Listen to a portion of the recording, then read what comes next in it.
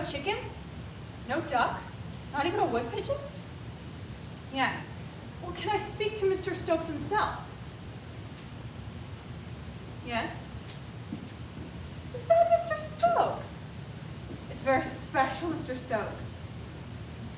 Oh, Miss Prentice's maid speaking.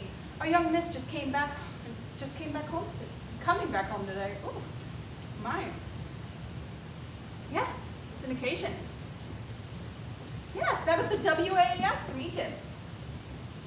Well, thank you, Mr. Stokes. It's very kind of you, I'm sure. Have you managed to get something, Edith? Or shall I rush out again? Perhaps carrots? I've got us a chicken. Oh, Edith, how clever of you. Mr. Stokes obliged us when he heard Miss Sarah was arriving.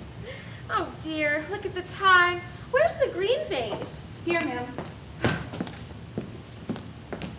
Of course, we could have gone out for dinner, but I thought it'd be much nicer for Sarah's first evening to have it here. Oh, she's a rare one for her home, Miss Sarah. I still can't believe she's really coming. Now, today, in less than half an hour. Why, it was 2 days ago I received the letter saying she wouldn't be released for another 3 months. That's the government all over. Never know their minds from one minute to another. Oh, dear. I really must hurry. It's almost time to go and meet her. What about Mr. Caulfield? If he doesn't come before I go, you'll have to explain. Yes, ma'am. He'll understand. Yes, ma'am. I wish. No, I don't. I suppose Sarah won't have got my letter. Makes it all very difficult. Don't be so gloomy, Edith. Miss Sarah was never one to like changes. You'll have to finish this, Edith. Where's my bag? I must tidy myself up. Undo the cigarettes! Yes, ma'am. You put Sarah's sheets on her bed, the yellow ones. Yes, yes.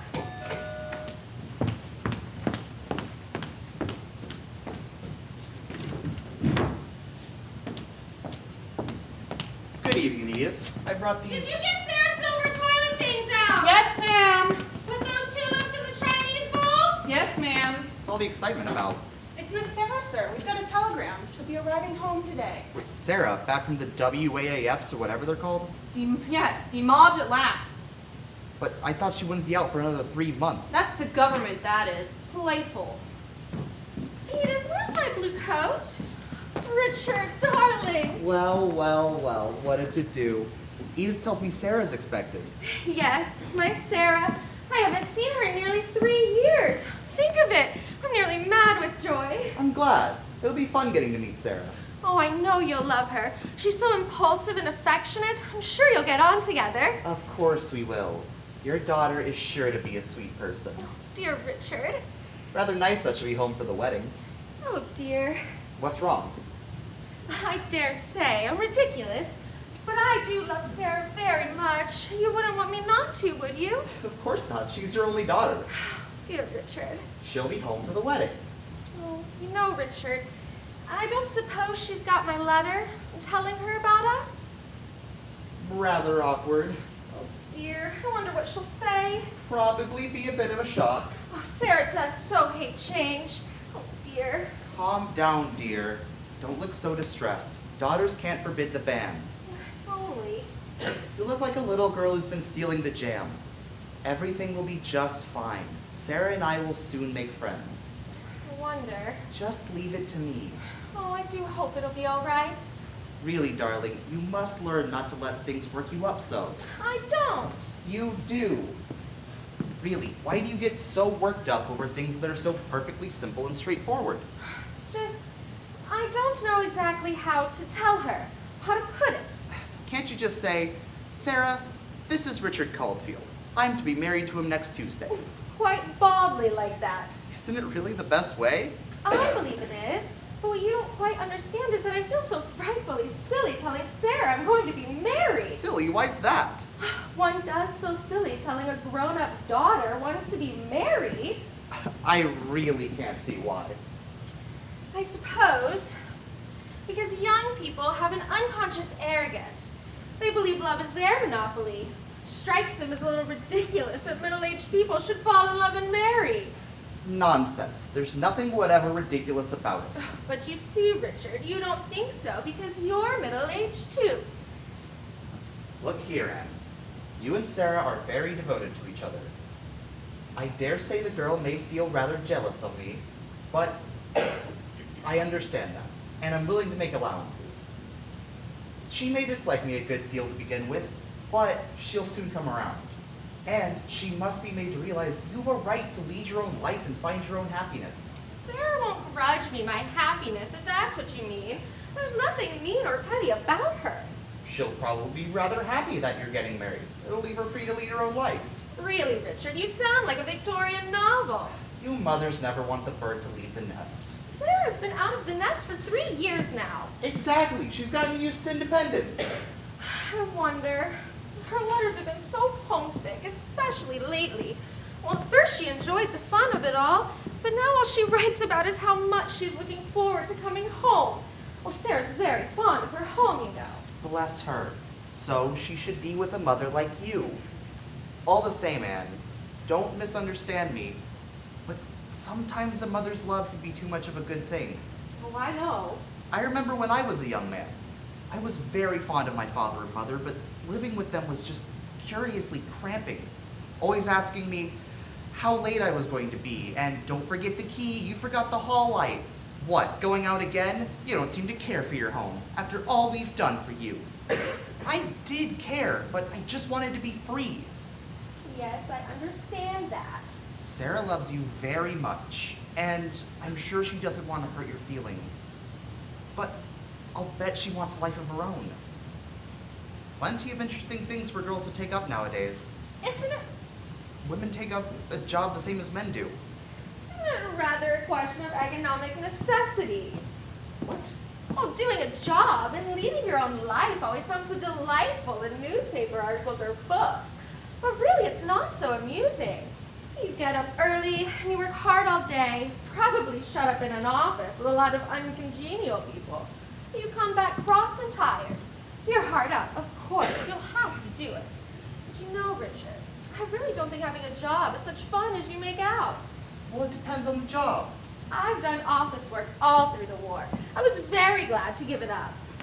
My dear, you did your job rather well. Do you know what your job is now? Yes, sir. To make a home for me. My dearest.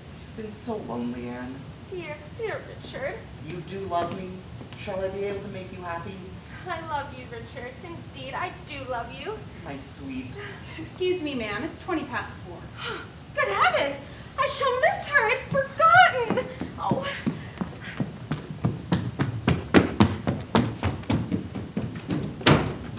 Tulips is Miss Sarah's favorite flowers.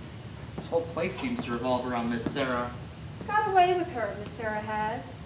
I've often noticed that there's young ladies who leave their things about, expect everything mended for them, run you off your feet clearing up after them. And yet, there's nothing that's too much for you to do for them. There's others as give no trouble at all. Everything neat, no extra work made. And yet, you don't seem to fancy them in the same way. It's an unjust world. Some has the kicks, some has the halfpence. You've been with Miss Prentice a very long time, haven't you, Edith? 18 years. A year before Mr. Prentice died. He was a nice gentleman. I do hope we're going to be friends, Edith. It's still early days to tell that. I hope so, I'm sure. I'm afraid to say it'll give you a certain amount of extra work. Naturally, there'll be a bit of extra work with a gentleman in the house. Meals is different to begin with. I'm really not a very large eater. Oh, no, it isn't that. It's the kind of meals. Gentlemen don't hold with trays. Women hold with them a good deal too much. Be that as it may, I'm not denying that a gentleman about the place cheers things up, as it were. Thank you, Edith. I was getting a little depressed there. Oh, don't worry. I shan't leave Miss Prentice. It's never been my way to quit if there's trouble in the offing. Trouble? What do you mean, trouble? Well, it's not my place to say anything. But if you and Miss Prentice had gotten married, and Miss Sarah had come back to find it all over and done with, well, it might have been better, if you catch my meaning. Nonsense. I can assure you, everything is just... Who's that now, I wonder? I'm Damned old fool.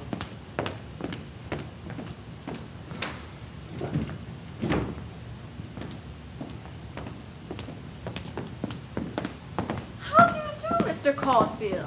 I hear Sarah's expected. Yes, Anne's gone to meet her. Well, that's very nice, I'm sure.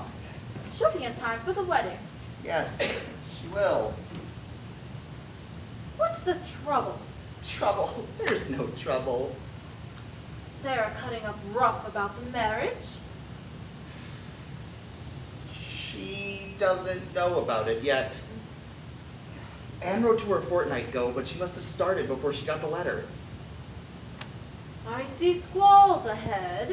I don't really see why there should be. Oh, come on! Use your imagination! Huh, no. Perhaps you haven't any. I suppose it's possible Sarah may resent her mother marrying again. She may resent it, but she can't stop it. Not if you play your cards properly.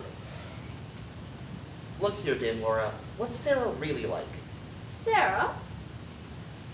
Sarah's a dear child, full of life and vitality, impulsive, affectionate, egotistical, as she should be at her age, and devoted to her mother. Over-devoted, perhaps? No, I shouldn't say so. She's unsure of herself, unsure of life, as most young people are nowadays. Our generation had what this generation hasn't got. Stability. Solid earth under their feet. You're a very unusual woman, Dame Laura. You mean I'm a celebrated woman? I've learned one thing. Whatever one accomplishes in life, it's really very little, and could have easily been accomplished by somebody else. That's a depressing conclusion. Possibly. It shouldn't be. I don't agree with you. If a man is to do anything worth doing, he should believe in himself. Why should he? You may think me old-fashioned, but I prefer a man to believe in God and have knowledge of himself. Belief, knowledge, they're the same thing. I beg your pardon. They're not the same thing at all. One of my pet theories, quite unreasonably, of course, that's the pleasant part about theories, is that everyone should spend 1 month of the year in the middle of a desert. Kept by a well, of course, and plentifully supplied with dates or whatever it is you eat in deserts. Well, with a selection of the 10 best books in the world, maybe... But that's just it! No books! Books are some of the worst drugs that we have. With nothing, absolutely nothing, you'd have to think. And then, at least, you'd have a fairly good chance of making acquaintance with yourself. Don't you think most of us know ourselves pretty well already? I certainly don't. One hasn't the time to recognize anything except one's more pleasing characteristics. All of this is much too clever for me.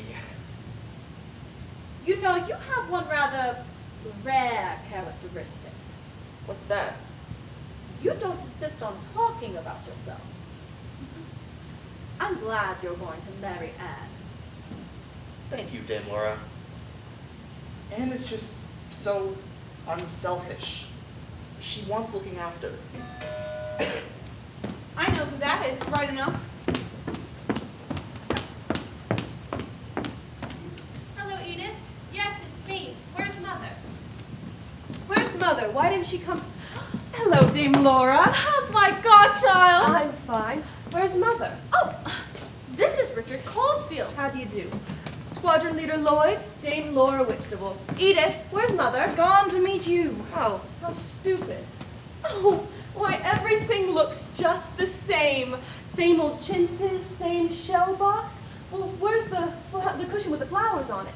Gone to be cleaned. Oh, and you've moved the little writing desk. It used to be over there. Gives more space this way. No, I want it as it was. Jerry, move it for me. Everything has got to be just the same. Time marches on. Not here it doesn't. I won't let it. Oh, it's good to be back.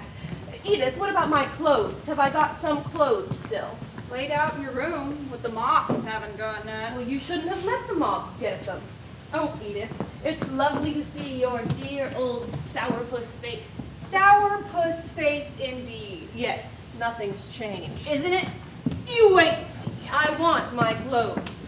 Jerry, get yourself a drink. There'll be something around. On that table there. Thanks. Can I get you a refill? Oh, thank you. And what about you, sir? No thanks, I'm just off.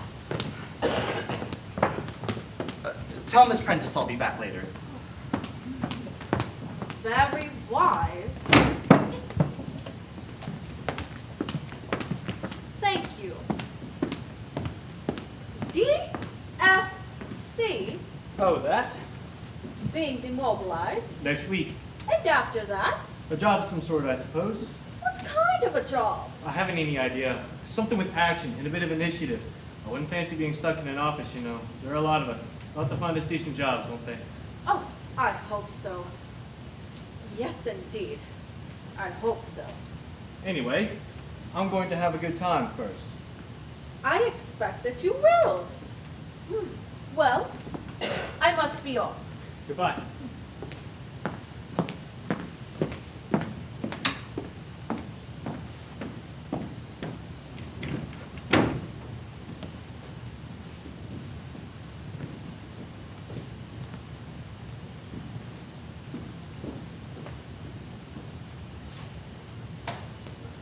Sarah! Coming. I think I've got fatter. Oh, has Laura gone? She's such a pet. She's my godmother. Rather formidable, isn't she? Drink? Yes, please. Well, she's frightfully admired in lectures to learn societies and all that, and barks at people in that gruff voice of hers. But she's a pet, really. Has that man gone, too? Who was he? I've never seen him in my life. Must be one of Mother's pickups. Who is he, Edith? One of your mother's friends. She needs me home to choose her friends for her. You don't take to him. No, I don't. That's a pity. What did she say? Thinks she said that was a pity. How funny. Sounds cryptic. Oh, I do wish Mother would come. I want you to meet her. I want to meet her. She's an absolute pet. I'm sure she is. Are you going to your uncle's? Suppose so. Is he pretty dreadful? Quite ghastly. Very glad to have you home, my boy. Oh no, all this assignment's over with. They're coming to the office. What can I do with you? You're, short-handed. Jerry, he sounds frightful. He's rolling in money. Money that ought to come to me. My great uncle Henry had him married his housekeeper more or less on his deathbed. Don't worry about it now. It's a long time ago. I know, but it's so damned unfair. Anyways, you wouldn't have seen much of the money by now. It would have all gone in death duties. I suppose that's true.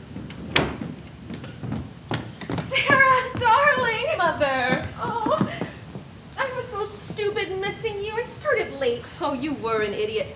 Well, you look just the same. Well, this is Jerry. How do you do? Squadron Leader Lloyd. Mother, you're doing your hair a different way, aren't you? Just a little differently, perhaps. Well, do it the old way tomorrow. What a dynamo tour you are, Sarah. I like things to stay the same. Oh, here's tea and the Dresden cups. Aren't they lovely, Jerry? Miss Prentice. Mr. Caulfield left word to say he'd be back later. Who's Caulfield? Why is he coming back later? You don't want him, do you? You'll have some tea, won't you? No, thank you. I'm just getting along. Just came to see Sarah's homecoming act. Bye-bye, Sarah. I'll give you a ring. Bye-bye, Jerry. He's very nice, darling. Well, Jerry's all right. One of the best. Are you and he? Mother, don't be so Victorian. We aren't engaged or anything of the kind. Why should we be? Darling, I only just wondered. Well, I might as well ask you if you're engaged to Mr. Cauliflower or whatever his name was. I What's the matter with Edith? I don't know. Well, anyways, get me some tea, Mother. I've been longing for some tea. And Edith's made her special little cakes. How does she get the stuff? Everyone says that food is so difficult here, isn't it? Yes, it is. But Edith has her methods. Well, good for Edith. You know, Mother, I feel as though I'd never been away. Do you, darling? I couldn't have borne it if everything hadn't been just the same. Everything is just the same. Everything will always be just the same, Sarah. Is anything the matter, Mother? The matter? Of course not. Well, you look all queer. Do I? What is it, darling? Nothing. Well, at least there's something. Yes? You mustn't think. Well, it wouldn't make any difference. Oh, I do hope you understand. You see, oh dear. What is the matter with you, darling? Are you trying to break it to me gently that I'm going to have a step-pa? Yes. How did you guess? Well, it isn't very difficult. You are in such a dither. Did you think I'd mind very much? Don't you? No. Well, you're rather nice-looking still, if only you weren't so obstinate about having your eyebrows plucked. I like my eyebrows. And you've always had lots of old boys hovering around. Old Colonel Lund has always been crazy about you, and Commander Price Jones has been making eyes at you for years. You're awfully attractive, darling. Then you really don't mind? No, I think it's quite the right thing. Father died nearly 16 years ago. You want to have some sort of sex life before it's too late. You're not the kind to have affairs. So I think it's quite the right thing. With you, it would have to be marriage. Oh, Sarah, darling, I am so glad. Dash it all, Mother. Did you think I'd be all jealous and peculiar? Oh, no, of course not. But I wasn't sure. Mother, you have the most Edwardian ideas. More than that, positively Victorian. I suppose I have. It will be quite useful to have a man about the house. Who is it, by the way? Colonel Lund? No, it's Richard Caulfield. What? That man who was here just now? But Mother, you can't. He's awful. He's not awful at all. Sorry, darling, but... Well, Mother, you can do better than that. Sarah, you don't understand. I love him. You mean you're in love with him? You mean you've actually got a passion for him? Yes. I don't believe it. You haven't seen him more than a moment or two. When you know him better, I'm sure you'll like each other. Perhaps. He's such an aggressive type. I dare say he was shy. Well, it's your funeral, of course. I'm sure you'll get to like each other. You know, Mother, you really do need me home to take care of you. What do you mean? Just because I'm away, you go and do something silly. Sarah, you're very unkind. Sorry, darling, but I do believe in absolute frankness. Well, I don't think I do. How long has this been going on? We got engaged about 3 weeks ago. I wrote to you. Oh, good God, Mother, really? Well, has he got any money? Really, Sarah? You call me Victorian? You're behaving just like a Victorian father. Well, Mother, you really do need someone to look after you. You're quite unfit to look after yourself. You must understand me, darling. I'm very fond of you, and I don't want you to go and make some silly mistake. Sarah! Is he a bachelor or a widower or divorced? A widower. His wife died having her first baby. The baby died too. Oh, I can quite see how he got at you. It was the sob stuff. Don't be ridiculous, Sarah. Has he got any relations, mothers, sisters, that sort of thing? No. Well, that's a blessing anyway. Where are you going to live? Here. It seems the best thing. Richard has a service flat, which he's going to give up, and there's a lot of room here for all of us. Oh, Sarah, darling, I hope you don't mind too much, do you? Of course not, darling. I do want you to be happy. When are you thinking of getting married? Next week. Tuesday. Next week? Well, Mother, you can't! It's all arranged. But you didn't know I was coming home. Oh, Mother, you must put it off a bit. Really, you must. Let's have a little time together first. Please, Mother. Oh, I don't know. Please, Mother, please. Let's have a little time. Let me get used to it. Put it off a month. Please, darling. Oh, my darling. Yes, of course. Oh, dear. I expect that's Richard. Sarah, you will be nice to him. You will try. Of course I shall be nice. Don't worry. Mr. Caulfield. I think you've met Sarah already? Yes. I suppose your mother has told you our news? Yes. I hope it hasn't been too much of a shock for you. Oh, not at all. Oh, bring another cup, Edith. Mr. Caulfield will have some tea. There's one on the tray. I'm going to take my hat off. I'll leave you and Sarah to make friends. Weak or strong? Strong, please. Milk? Please. Sugar? 1 lump.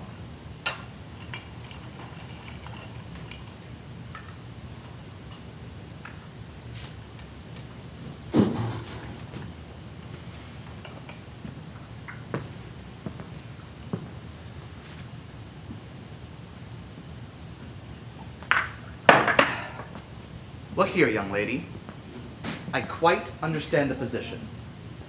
You've had a bit of a shock. You're all up in arms against me. You and your mother are very devoted to each other, and you resent someone else coming into her life. Well, of course not, I assure you. That's all very natural. You're bound to be a bit sore and jealous about it. I won't hurry you. Be as cool to me as you please. But when you're ready to make friends, I'll be ready to meet you halfway. Your mother's not going to care for you any less just because she cares for me, you know. Indeed. And you've got to think of her side in all of this. You've got your own life to lead, your own friends, hopes, and ambitions. You've got the world in front of you, your own life to make. If you were to marry or take up a career, your mother is left alone. You want her to be happy, don't you? Young people are so inclined to be selfish these days. They don't think of the other side of the equation. There's your mother's side to be considered in all of this. Do you often make public speeches? Why? Well, I should think you would be rather good at it. Perhaps I was lecturing a bit, but I wanted you to consider some things you might not have thought of at first. Your mother's happiness, for instance. Well, that's just what I am thinking of. Your mother needs protecting. Yes. Yes, she does. I'm going to take care of her. Are you? So am I.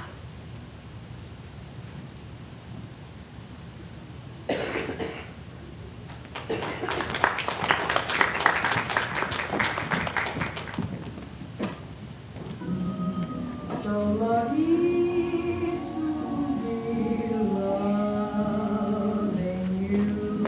So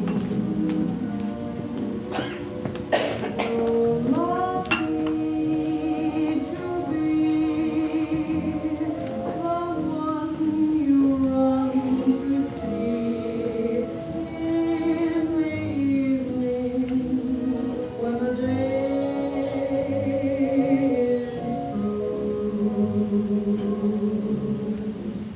I only know what I know.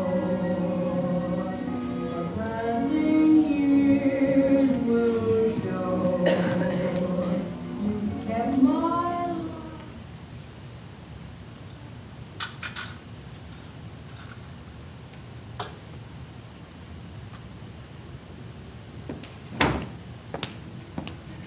Squadron Leader Loy. Jerry, just the person I want to see. What's the matter? Everything. I'm terribly worried. About your mother? Yes, cauliflower's impossible. Quite impossible. He's not so bad as all that. Just a bit pompous. Well, I tell you, he's impossible. Mother's going to be absolutely miserable with him. Well, I suppose she's the best judge of that. No, she isn't. Mother's a perfect darling, but she's terribly weak. She needs someone to look after her. Apparently that's what she's going to have, isn't it? Cauliflower will just boss her. I mean someone like me. Someone who will keep her from being imposed upon. I'm twice as tough as Mother, and I know much more about life. Yes, I suppose you do. Well, I know just what happened. I was away. London was full of bombs and beastliness, and along he comes and does his poor little woman all alone with nobody to look after you act, and Mother falls for it. The trouble with Mother is that her taste in men is simply rotten. She needs me to look after her. All the same, Sarah, if she wants to get married, Well, I really do think she ought to get married. I quite agree with that. She ought to have some sort of sex life. She's quite young still. But I'm not a man like Cauliflower. He's the sort of man who will expect her to fetch his slippers, and she won't even get to look at the Times until after he's read it. you don't think that, I don't think what? you don't think that perhaps your mother knows what sort of thing she does want. Darling, I know my own mother. Oh, of course. I'm terribly fond of Mother. I don't want her to land herself in the soup. Well, look here, Sarah, what can you do about it? I can do my damnedest. By Caulfield, you mean? Tooth and nail. It's what I'm doing, and I'm going to win. You don't think that perhaps, well, it would be the same with anyone, that you're a bit jealous? Jealous? You mean stepfather stuff? My dear Jerry, haven't I told you I think Mother ought to marry again? Yes, you have, but one says a lot of things, but when it comes to the point, it isn't a bit the same. I'm not like that. Just don't go and do something you'll regret doing, Sarah, monkeying about with people's lives. I'm going to look after Mother and see she's not made unhappy. Oh, well, it's not my business. How are things going with you?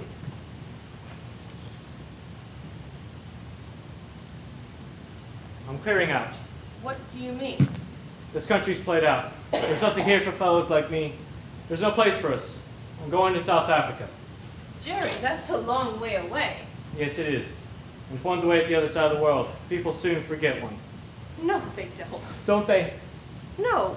I thought your uncle was going to put you up in his office. He did. I simply can't stick it. Isn't that a pity? Oh, I suppose so. But I can't stick that kind of life, and I'm no good at it either. And lots of the chaps feel the same and are clearing out. Going to South Africa and Australia and Canada. There's quite a queue.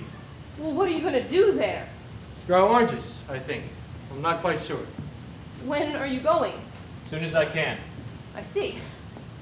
We've had a good time these last few weeks. Yes, we have. I might do quite well out there. I expect you're sure to. When I do, it's a good life out there. For women, I mean.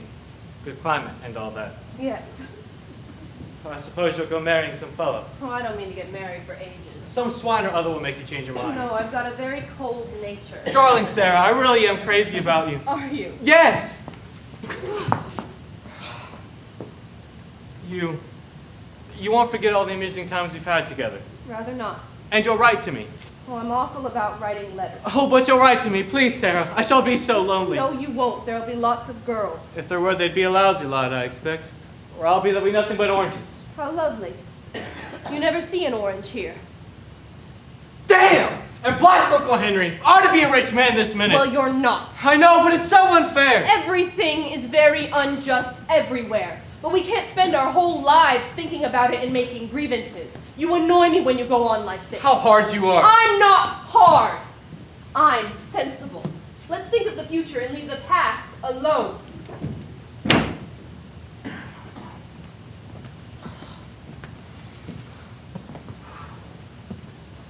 Hello, Sarah. Your mother in? No, she's out. When will she be back? I've no idea. Well, young man, how are things with you? Top hole, sir, top hole. Got yourself a job? He's going out to South Africa. The problem with you young folk is you can't sit still. The war has made you restless. There's no place for us in this country. You've got to come to Earth sometime. Didn't Anne say when she would be in? I didn't see her. I've only just got up. It's 12 o'clock. I suppose you were out dancing last night? No, that's getting up early. You are a lazy young woman. Yes, Well, I must be getting along. I'll give you a ring, Sarah. right.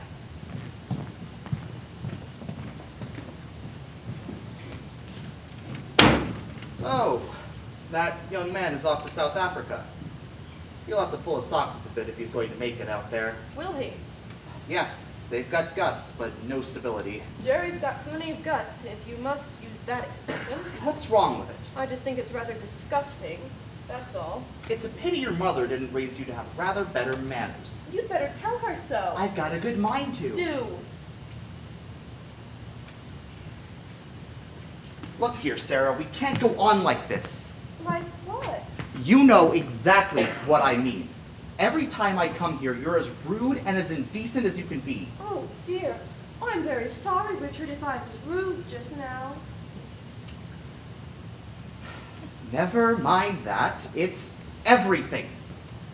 Come on, Sarah. Won't you be friends? I choose my friends rather carefully. I'm trying very hard to keep my temper, Sarah. I keep telling myself that you're nothing but a child. A spoilt, silly child. But look here. Haven't you ever thought that we can't go on like this? In a fortnight's time, I'm to be married to your mother. What's life going to be like when we come back from our honeymoon, the three of us living in this flat together? Not very pleasant, I'm afraid. Come now. Let's get down to brass tacks. You dislike me, don't you? Oh, yes, if you will have it, yes, I do. I, on the other hand, am not very fond of you. You hate me like poison. I shouldn't put it as strongly as that. I would. Let's put it like this, then. You and I dislike each other. That's perfectly fine. It's your mother I'm marrying, not you. Your silly, childish dislike of me doesn't matter to me one way or the other. But I'm fair enough to realize it may matter a good deal to you. I'm sorry about it, and I've tried to be friends, but you won't have it. but I'm willing to do anything else I can. What do you mean? If you can't stick it at home, I'll be ready to do whatever I can to help you lead a life on your own where you'll be happy. I don't know exactly what your financial position is, but naturally once Anne is my wife, I'll support her in every way. I will help you if necessary. You only need to think it over and think about what you'd like to do. Plenty of things for girls to take up nowadays. So that's your idea? My idea is to make everybody happy. Look here, Sarah. Don't you think you overdo it with that stuff a bit? No, I don't think so. I can assure you, men don't like such a lot of makeup. You simply make yourself look like a... Like a tart? I suppose you mean? I didn't say so. What the hell business is it of yours? What? I think it's frightfully rude of you, saying things like that, interfering with what I put on my face. My face is my own, isn't it? It's my face and no business of yours, you interfering, nosy Parker! Of all the insufferable, bad-tempered little vixens, you're impossible, completely impossible. As for you! What is it now? He's been lecturing me about my face, and he wants to put me out. I won't stand it. I won't stand it, I tell you. Sarah is impossible, quite impossible. What did she mean you want to put her out? But we can't go on like this.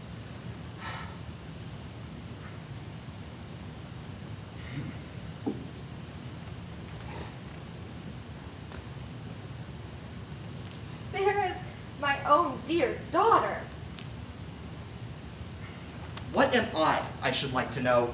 I don't count anymore. I should have never let you put off our wedding. I should have put my foot down. Oh no, Richard. It would have been cruel. The poor child had just come home. We had to let her get used to the idea. Get used to the idea. Is she any more used to it now? Oh, Richard. I know Sarah has been difficult, but I do think you exaggerate a little. Perhaps you want to put off our wedding again. Of course I don't. Do you really need to marry me in a fortnight's time? Of course I do. My sweet. What's wrong? Got such a head. Shall I get you some aspirin? I'll take some presently. If only there were some peace. I know. These incessant rows. I know you mean to be patient. And of course, Sarah is very trying. I do try and keep my temper. I'm afraid. What? These awful scenes, day after day, Richard. Is it always going to be like this? You mean after we're married? Yes. I think we better face it. Sarah and I are never going to hit it off. There's only one thing to do. What? I don't see why she can't stick it on her own. She could share a flat with a girlfriend. So that's what she meant. You do want to put her out. It's a good, sound scheme and perfectly easy to work out. You could give her an allowance. I'll help contribute to it if you want. She needn't feel skimped in any way. She could train for something or other, or we could manage some capital if needed. Then she'll be happy, and we'll be happy and peaceful on our own. What about it? You want me to put my daughter out of her home. This is her home, Richard. Don't put it like that, it's silly. She'll be happy on her own. You don't care whether she will or she won't. You're only thinking of what you want. And what you want. I don't want to get rid of Sarah. She's my daughter. I love her. There you are again. The clinging mother who won't let go of her young when they want to fly out into the world. That's not true. If Sarah wanted to go, I'd say yes in a minute. If she wanted her own life, why, of course, I'd agree and help her to do what she wants, but she's not ready, Richard. She's very young and very, very defenseless still. Defenseless. Yes, that's just the word, defenseless. Well, even her rudeness and crude antagonism towards you show how young she is. And you want me to put her out neck and crop because of a man I didn't even know 6 months ago. Why, it would be cruel. Nonsense. God help a man who marries a woman with an only daughter. You knew about Sarah. I told you how much I loved her. I didn't know you were so absolutely besotted with the girl. I'm not besotted. It's natural, isn't it, that I should care about my daughter? These maternal women! I don't think I'm so very maternal. You are! It's Sarah, Sarah, Sarah, day in, day out with you! Darling, I thought Sarah might be jealous of you, but I never dreamt you'd be jealous of Sarah. I am not jealous of Sarah! But Richard, darling, I think you are. I only object to never being considered. I do consider you. You don't! It's just Sarah! Oh, dear, I don't know what to do. The question is, who's to come first in this house? Me or Sarah? It isn't a question of that. Yes, it is. Do I come first with you, or just Sarah? That's what I'd like to know. I don't know. I don't know. This has to be settled, Anne. I can't take much more of this.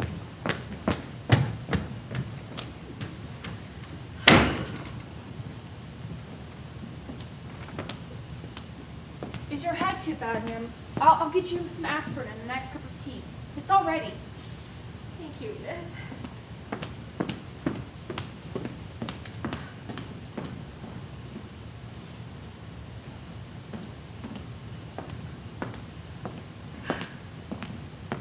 There, you take this.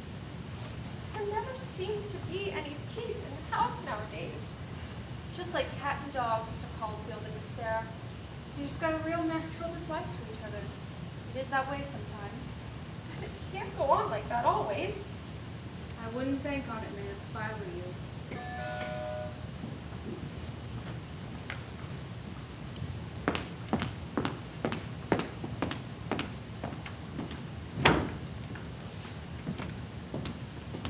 Here's someone to see you. Oh. Well, you look in a nice state, my dear. Oh, Laura, I'm so glad to see you. I've been making the most frightful fool of myself. What's been happening? It's Richard and Sarah. Quarreling, I suppose. Yes, they do it every day, the moment they're left together. Delightful. What do they quarrel about? Just anything. Today it was Sarah's makeup. I expect Sarah to be a fool, but surely Richard has a little more sense. I suppose he's jealous. I'm afraid so. I never thought of that happening. Why not? Most likely thing in the world to happen. Just thought it'd be the other way about. So it is. Sarah's jealous too. She's very unkind. Let's be fair. The trouble with dealing with the young is not simply that they think they know best, but that they know best. I suppose there's a real natural antipathy between them. I'm afraid there is at present. I suppose it should wear off. I would not count on that if I were you. You're not being very comforting. No good telling oneself fairy stories. I don't know what to do. No, you've got a real problem on your hands. You see, I simply can't stand quarreling and rows. It makes my head ache. It makes me feel quite sick. I feel this minute I'd do anything for peace. Do you understand? Yes, I understand. Do you think it might be a good thing if Sarah went to live by herself or with a friend somewhere? Does Sarah want to? No. Who suggested it? Richard? Yes. Very wise from his point of view. So you do think it's wise? I said from his point of view. Richard's all right. He knows what he wants. But what do you think? I never give advice. What does Sarah herself say? I don't know. I haven't discussed it with her. But you've some idea. I don't think she'd want it for a moment. But ought I, do you think, to force her to go? For your peace. No, for her happiness. What do you think about it? I've wondered if perhaps I'm the clinging type of mother, It mightn't really be for Sarah's good to get away from me. Yes, yes. Very modern. You'd better discuss it with her. Yes, of course she might take to the idea. Oh, my poor Anne. Oh, I'm all right. Just now, Richard left in a rage. He said I got to decide who comes first with me, he or Sarah. So it's come to that? Well, what about it? I don't know. I'm so unhappy. Oh, Dame Laura, I didn't know you were here. Oh. How's my godchild? I'm doing well. I must go tidy myself up. You're doing? Richard and I had a row, as usual. Rather a pity, don't you think? It just happened. It's a bit hard on your mother. If only she would see how impossible he is. Must you try and arrange other people's lives, Sarah? You know, in my day, it was the parents who were accused of doing that to their children. Nowadays, it's the other way around. Oh, I'm very worried. She's not going to be happy with him. That's not your business. No, but I can't help minding about it. Be careful, Sarah. Be very careful. What do you mean? Let your mother do something she'll regret all her life. I don't understand. I'm warning you. I smell the preparing of a sacrifice, and I don't like burnt offerings. He's trying to get rid of me. You mean Richard. He wants me out of here, away from Mother. I won't go. even if the alternative is a cat and dog life here? I won't be sent away. It's my home. It's... Oh, I must be off. No, do stay for lunch. Oh, no, I've got a whiting waiting for me at home, and I've got a committee meeting at 2:30. Do you sit on lots of committees? Far too many. Are they very boring? No. The trouble is I quite enjoy them. I've formed a habit of bullying people. Oh, I become a more unpleasant woman every year.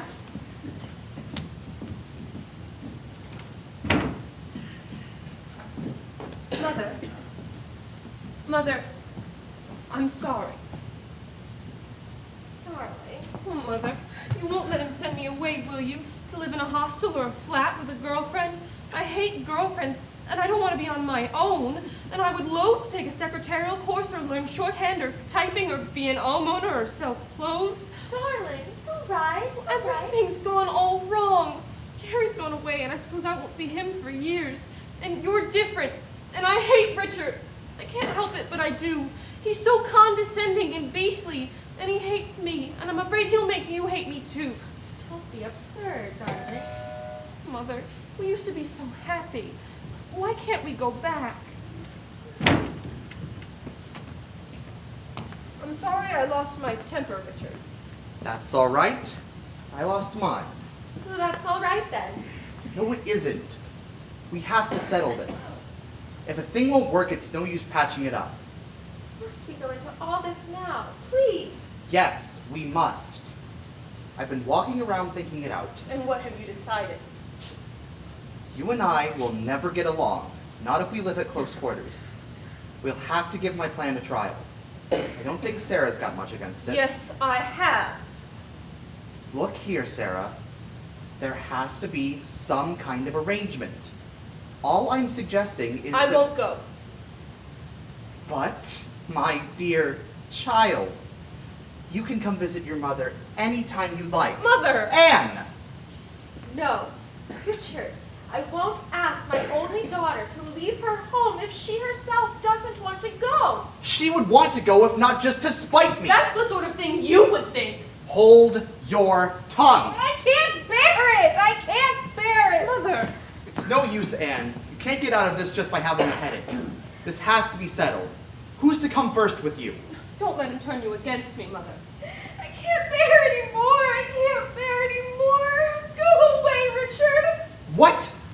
Please go, just forget me. It's no use. Do you realize what you're saying? I must have peace! I must have peace! Mother! Anne! Go away! We don't want you! Do you hear? We don't want you! Do you mean this? Yes, please, Richard. It just can't be.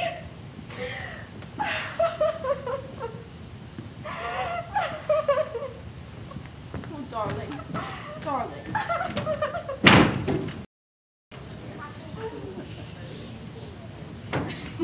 You know, Larry, you are really too absurd. My dear, you ought to have been there yourself. Where's the gin? Edith! Edith, where's the gin? Why is there never any gin in this house? A sight too much comes in. Your feelings do you credit, Edith. I mean what I say. How very original of you. Can't you go out and get some gin? I can't. I've got my work to do. I'll go. It's been ordered. It will be here any minute. Well, why didn't you say so? I'd have thought you've got enough bottles to go on with. She really is awful. I don't know what's come over her. She hates me, doesn't she? She oughtn't to be so rude. Oh, I don't mind. It gives me rather a kick. It's so in keeping. She's a period piece, of course. The faithful family servant now almost extinct. Besides, quite a lot of people dislike me. I'd feel terribly upset if they didn't. I agree.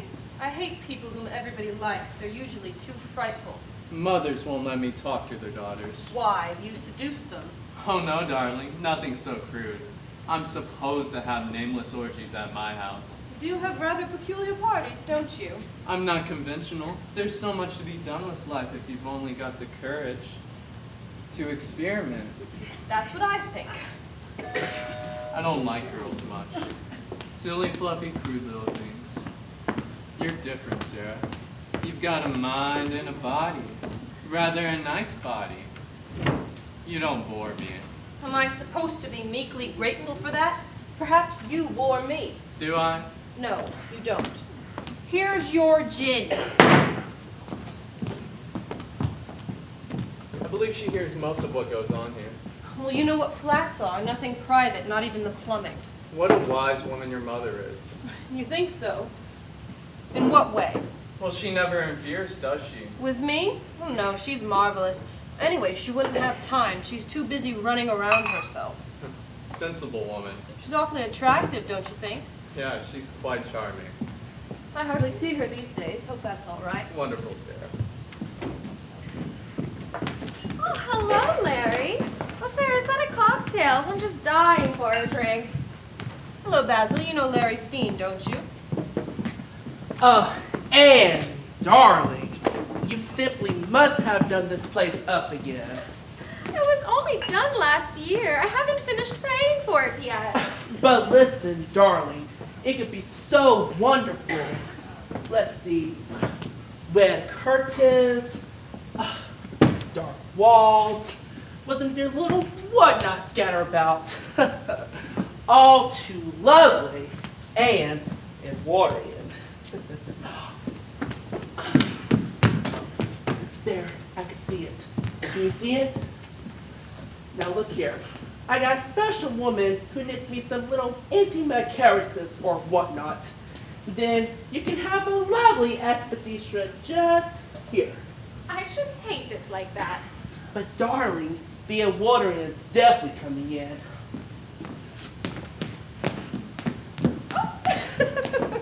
Now let's see. I could design you some lovely clothes, leg of mutton, whatnot. Cocktail, Basil? Oh, no thanks. But you have any Chardonnay or some vino? We can do you vino. Why, thank you. Well, I'm going to the ballet tonight. It will make me feel French. You know, Mother, Edith has been really impossible. Can't we sack her? Darling, I should be lost without Edith. It's so hard to get anyone nowadays. Well, I found a lovely woman. She's 78 and wears a cap. Mwah! Delicious. Oh dear, well, look at that. I saw the time. I must fly away.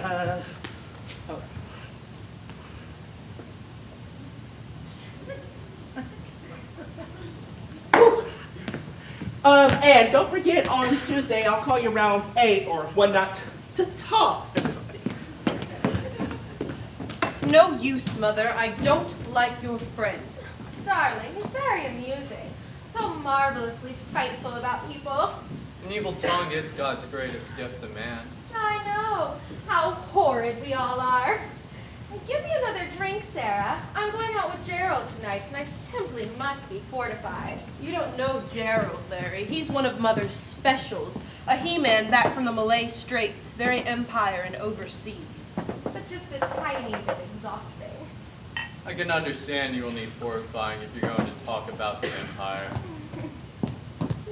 Well, thank you. I need fortifying myself. I've been entangled with lawyers all day. Depressing people. Oh, does that mean Yes, Sarah? nothing? I know what you were going to say. No, you don't. Oh, yes, my dear, I do. You think you know everything. I always know what women are thinking. I shall make you tell me tonight. I shan't tell you. Oh, yes, you will. Care to have a bet on it? If you like, you'll lose. I don't like losing. Dame Laura Whitstable. Oh, Laura! So wonderful to see you at last. It's been simply ages. Oh, you're always so booked up nowadays, Anne. Mother's a regular gadabout nowadays. She's never in. Nonsense, Sarah. Oh, Mr. Lawrencestein, Dame Laura Whitstable. This is an honor. We must have a real good talk. I don't know what it is. I've been so busy lately. Is the bet really on? Of course. I told you, you'll lose. No, I shall win. I always win. Do you? When my heart's in it. Lawrence, give Dame Laura a cocktail. Gin, please. Get me one too, will you, Lawrence? Right. Lots of gin, please. Now, tell me about yourself.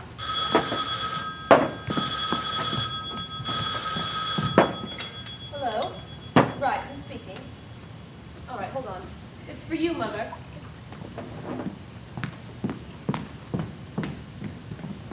Yes, who's speaking? Oh, darling, it's you. Oh, well, I should love to. Oh, 1 minute. Let me get my little book. Get my diary, darling. How are you, sweet? Ah, yes, I agree. It really was a lousy party. Oh, well, of course not. Oh, Johnny passed out completely. Yes, I suppose we all were a bit tight. No, I couldn't possibly manage Thursday. I'm afraid next week is terribly full. Oh, could you Tuesday week? That would be lovely. 8:30. The petite chat. Right. So long. That telephone goes all day long. It is a habit that they have.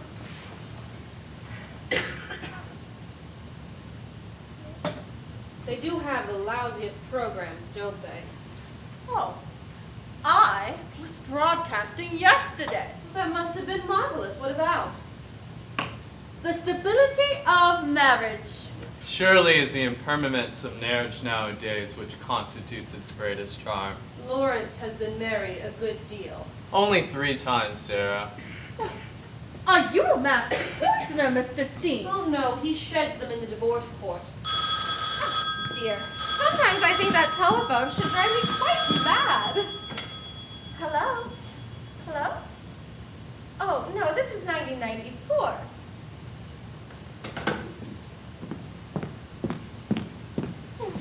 You don't mind swing, do you, darling? Oh, not at all. But you used to like it, my dear. Oh, Mother's come on a lot. She adores the radio now, even turns it on while she writes her letters. Seems to help. Makes a background. You're doing your hair a new way. Yes. Do you like it? I'm not sure that I do. Oh, I think she looks marvelous with it that way. Sarah won't let me sink into graceful middle age. Oh, now, Mother, you know you adore being gay. She's got 4 more boyfriends than I have, and she's never at home till dawn. Don't be silly, Sarah. And don't put glasses on the floor. They'll get broken. They'll be all right. No, they won't be all right. You don't have to pay for new ones. Pick them up. Let me. Thank you, Larry. It's been so long since we've seen you. What exactly have you been doing abroad? Interfering with other people's lives and telling them how easy it is to be well and happy, if to. Oh, how ridiculous you are.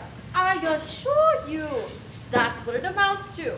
99 out of 100 people enjoy being bullied. Oh, it's very bad for the bully, of course. I become a more unpleasant woman every day. Lovely hat, darling. Very militant and Tyrolese.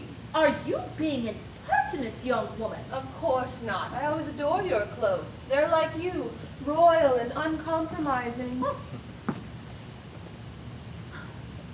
You've done this room up, Anne. Yes? Do you like it? Oh, it seems very hygienic. This certainly is the plastic age. Well, that's a nasty one. I like it frightfully. And you should see Mother's bedroom. That's absolutely the last word. Would you like to see it, Laura? Yes, I would. Oh,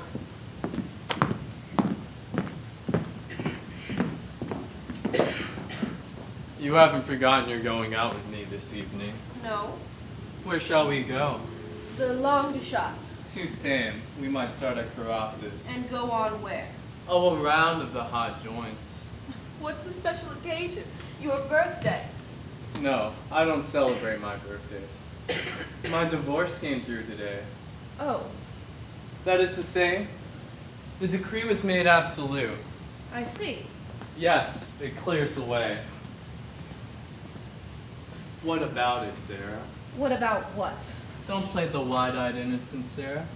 I'm not. Yes, you are. You know well enough I want you. You do know it, don't you? You find most women attractive, don't you? Not nowadays. Only a very few.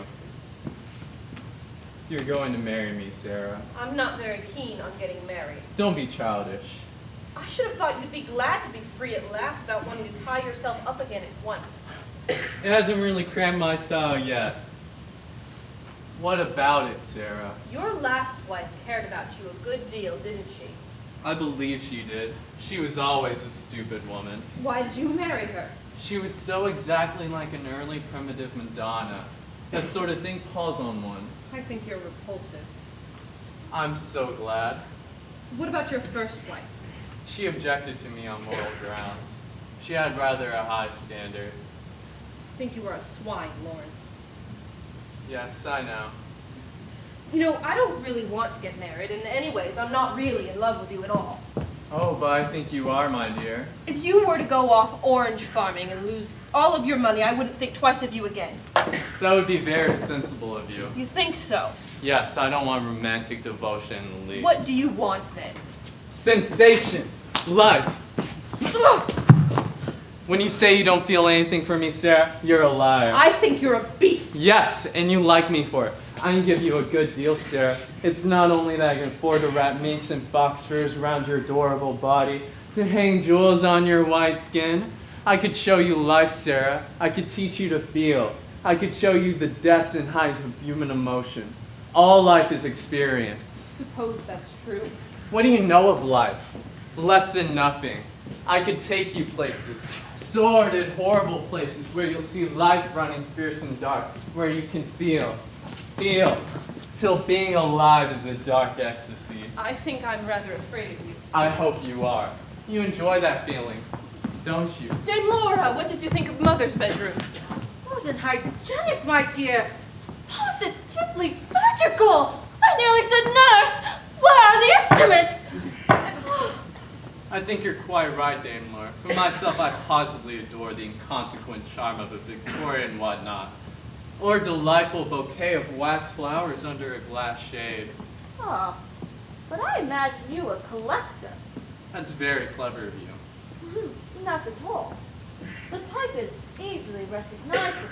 And you? I don't collect. I discard. Oh, anything for me? Mostly bills. One from South Africa? Oh, Shall I call for you 8:30, Sarah? what? What time shall I call for you?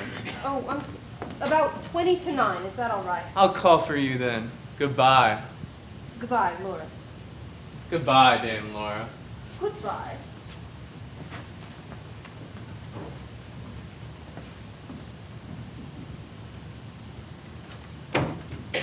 Well, child, Well, madam, You seem very pleased with yourself.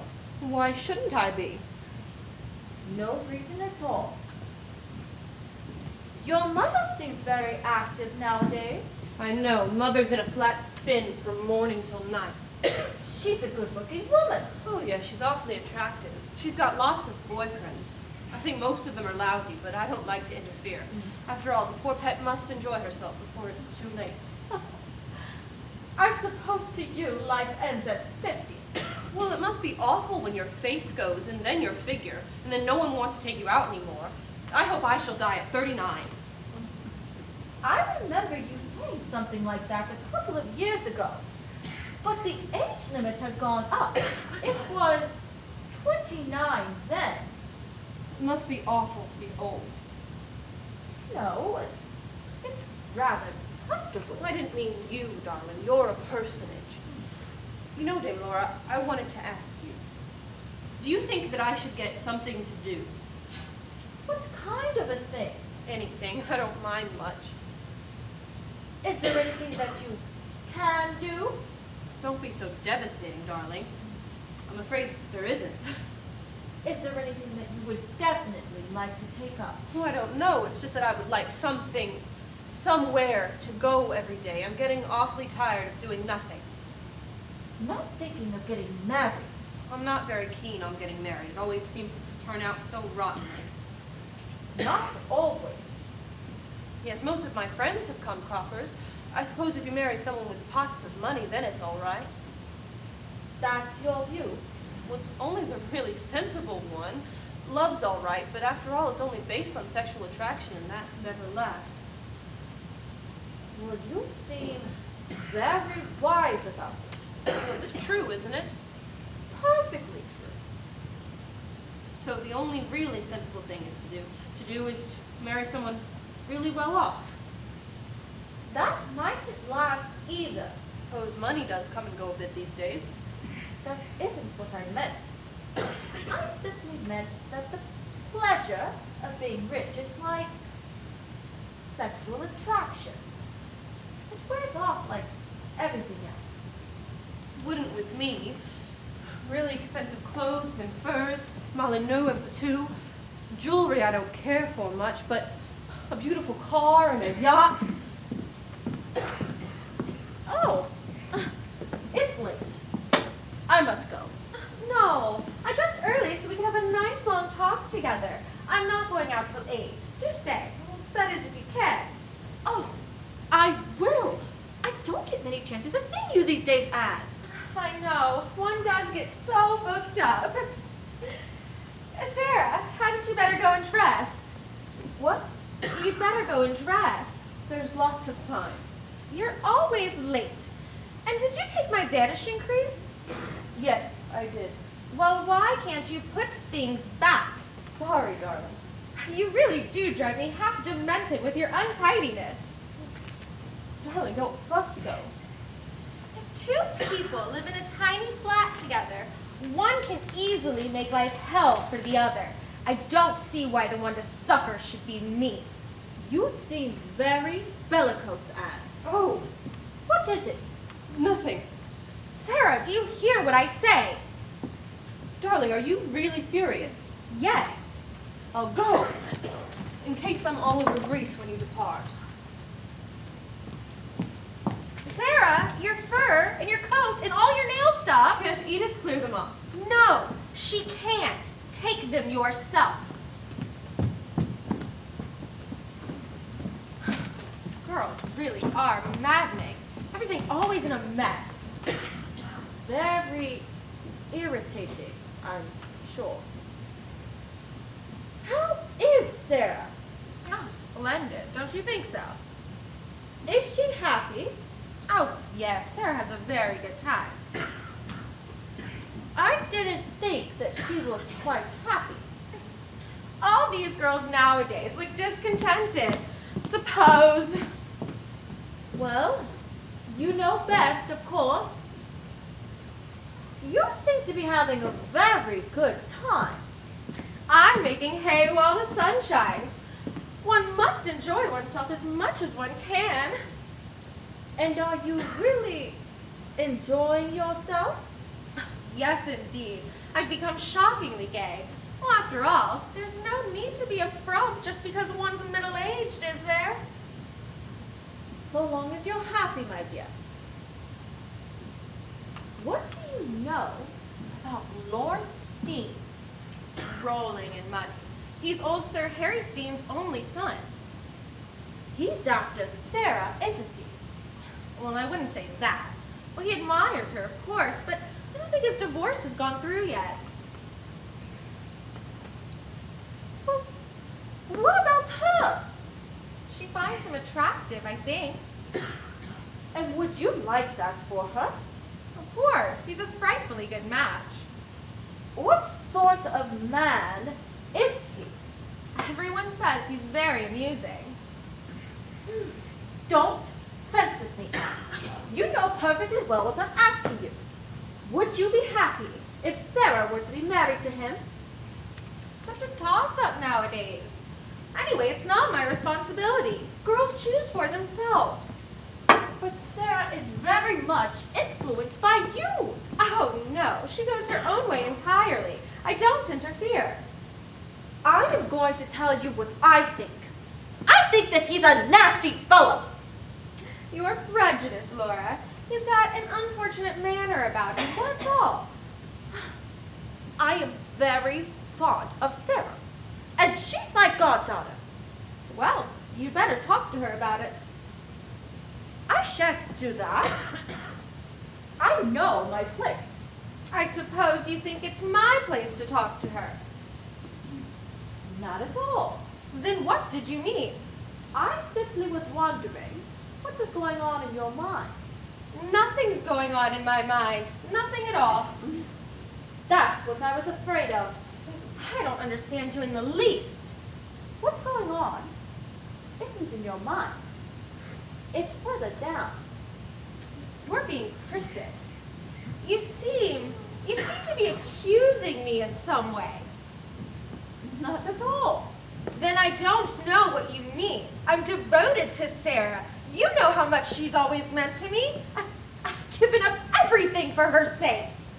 You made a very big sacrifice for her 3 years ago. Well, doesn't that show you? Show me what? How absolutely devoted I am to Sarah. Oh, my dear. It wasn't I who was accusing you.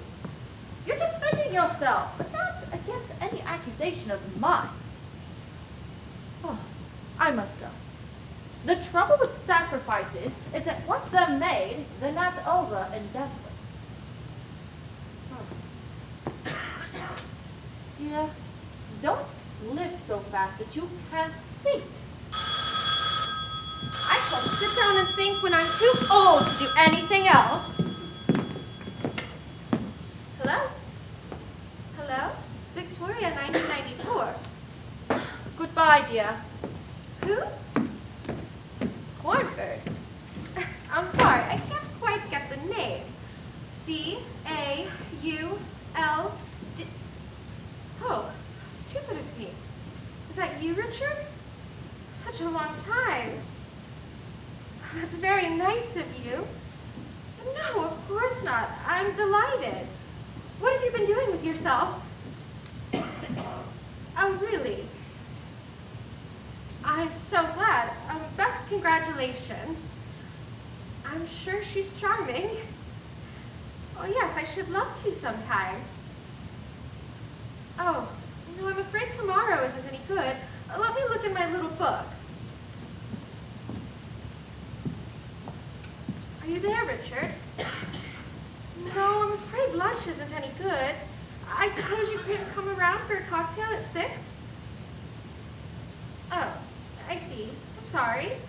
Oh, could you lunch the day after tomorrow?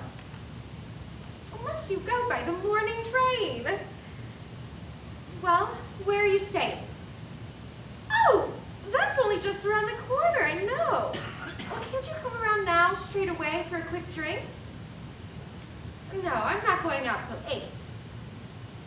Yes, lots of time. Well, that'll be delightful. I'll come right away. Who was that? Mother, I've heard from Jerry. Ring the bell. They're coming round for a drink. I want fresh glasses. Who was it? Richard Caulfield. Who's he? Edith, take these glasses away and bring fresh ones. Yes, ma'am. It was Richard Caulfield. Who's Richard Caulfield? Don't you even remember his name? Do I know him? Tell me something about him. Richard Caulfield. Not cauliflower. Yes. Fancy him turning up again. Is he after you still, Mother? No. He's married. Well, that's a good job. I wonder what she's like. He's bringing her around for a drink. They'll be here almost at once. They're at the Langport. Mother, I want to talk to you. Do I look all right? Yes, lovely. Mother, I've heard from Jerry. He's had awful bad luck. Has he?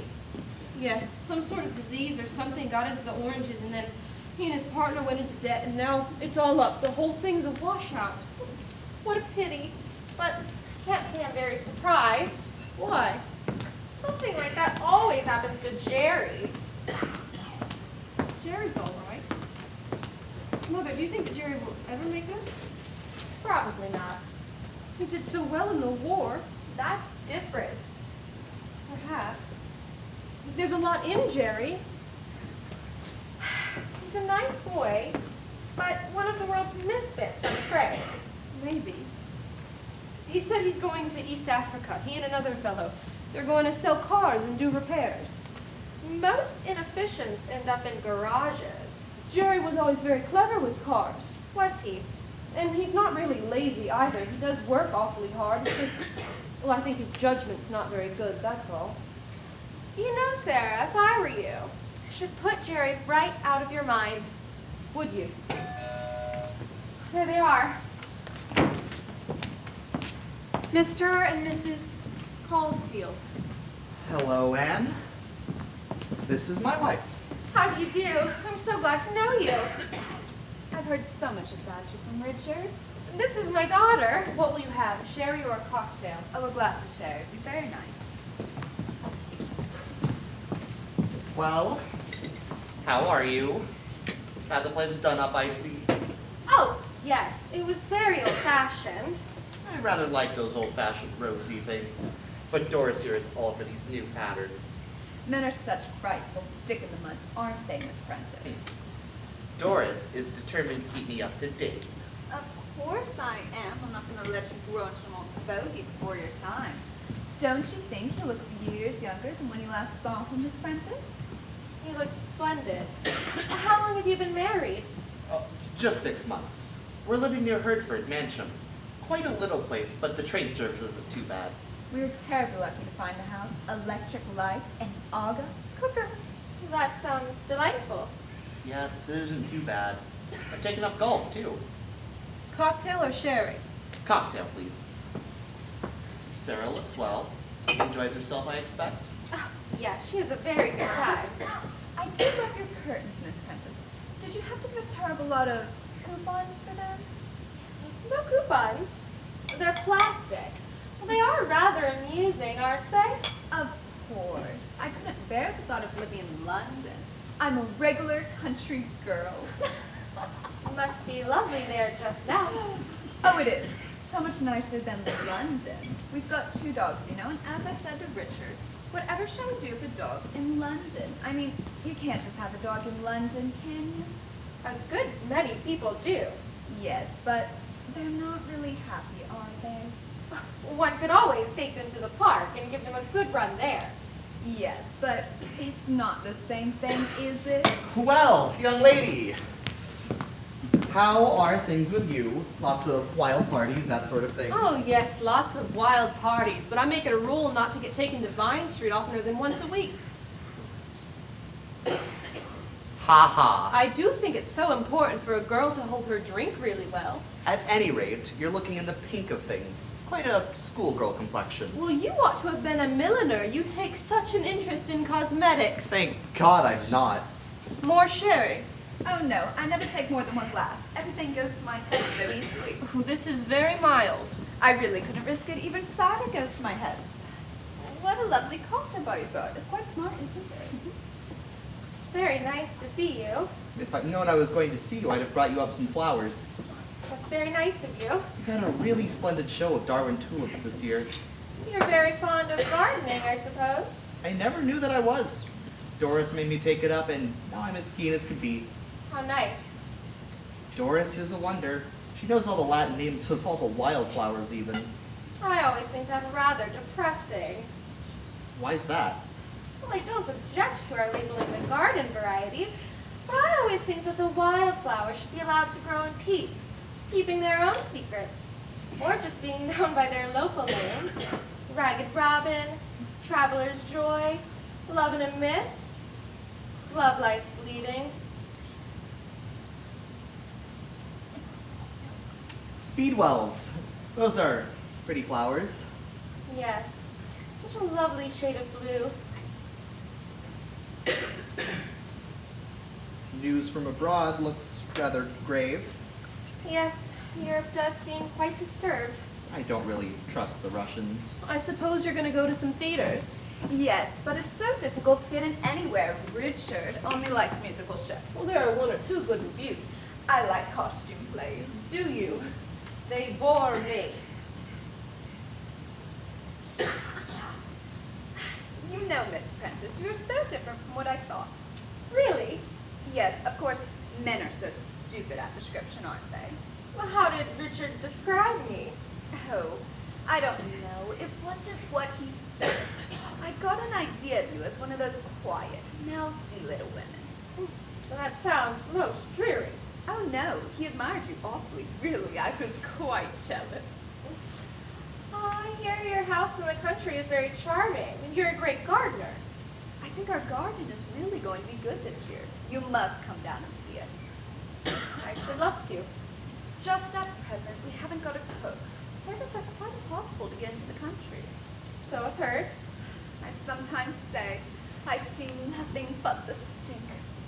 I'm afraid a lot of people feel like that. I suppose things will get better. They're talking of importing foreigners, not them really fond of foreign servants. Sometimes, I believe, they're very satisfactory. The Polish, I believe, are quite pleasant. Life really is one long domestic problem. Don't you find it so? I'm lucky. I have someone who's been with me many years. Oh, of course. That makes all the difference. Some friends of mine had white Russians, but they were terribly vague and never knew what meal or what time of day it was. They didn't seem to think of that. Rather awkward. Yes, men do like their regular meal times. Chopping and changing upsets their liver. I thought only old colonels in clubs had livers. What's wrong with my liver? Nothing, darling. I take good care of that. Your old Edith was a good cook, Anne. I see you still got her around. Yes. Such lovely little meals she used to turn out. Jolly good cook indeed.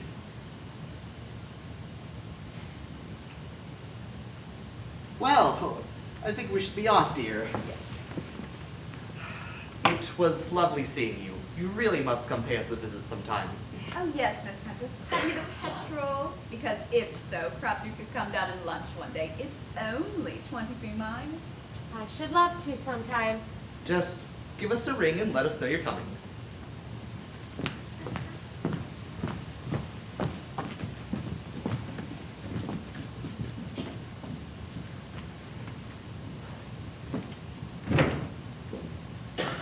Well, that's over. You know, Mother, you did have an escape. Yes, I suppose I did. Well, I ask you, would you like to marry him now? No, I wouldn't like to marry him now. You'd be bored to death. Yes, it's quite true. I should be bored to death. Bored to death.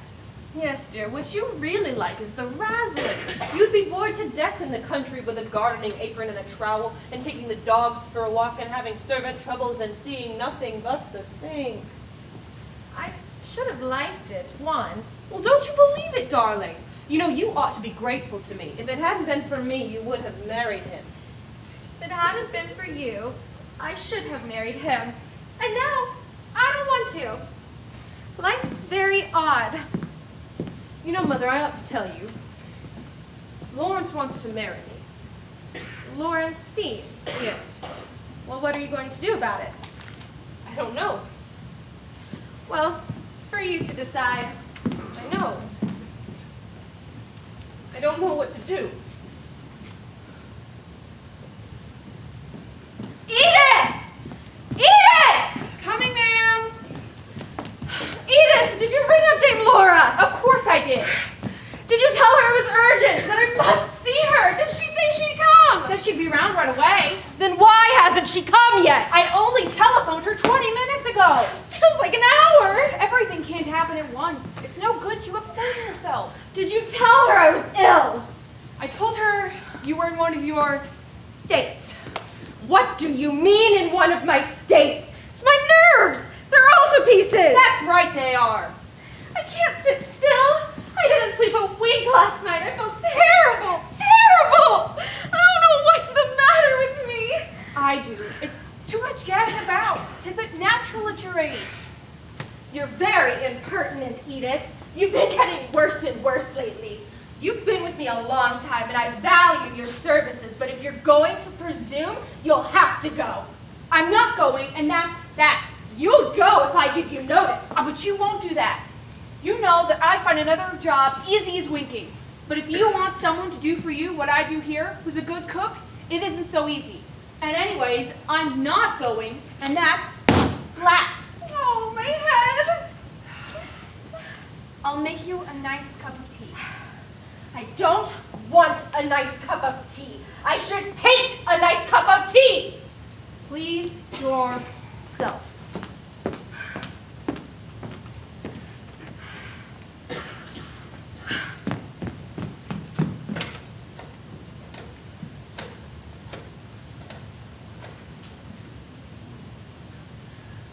Hello?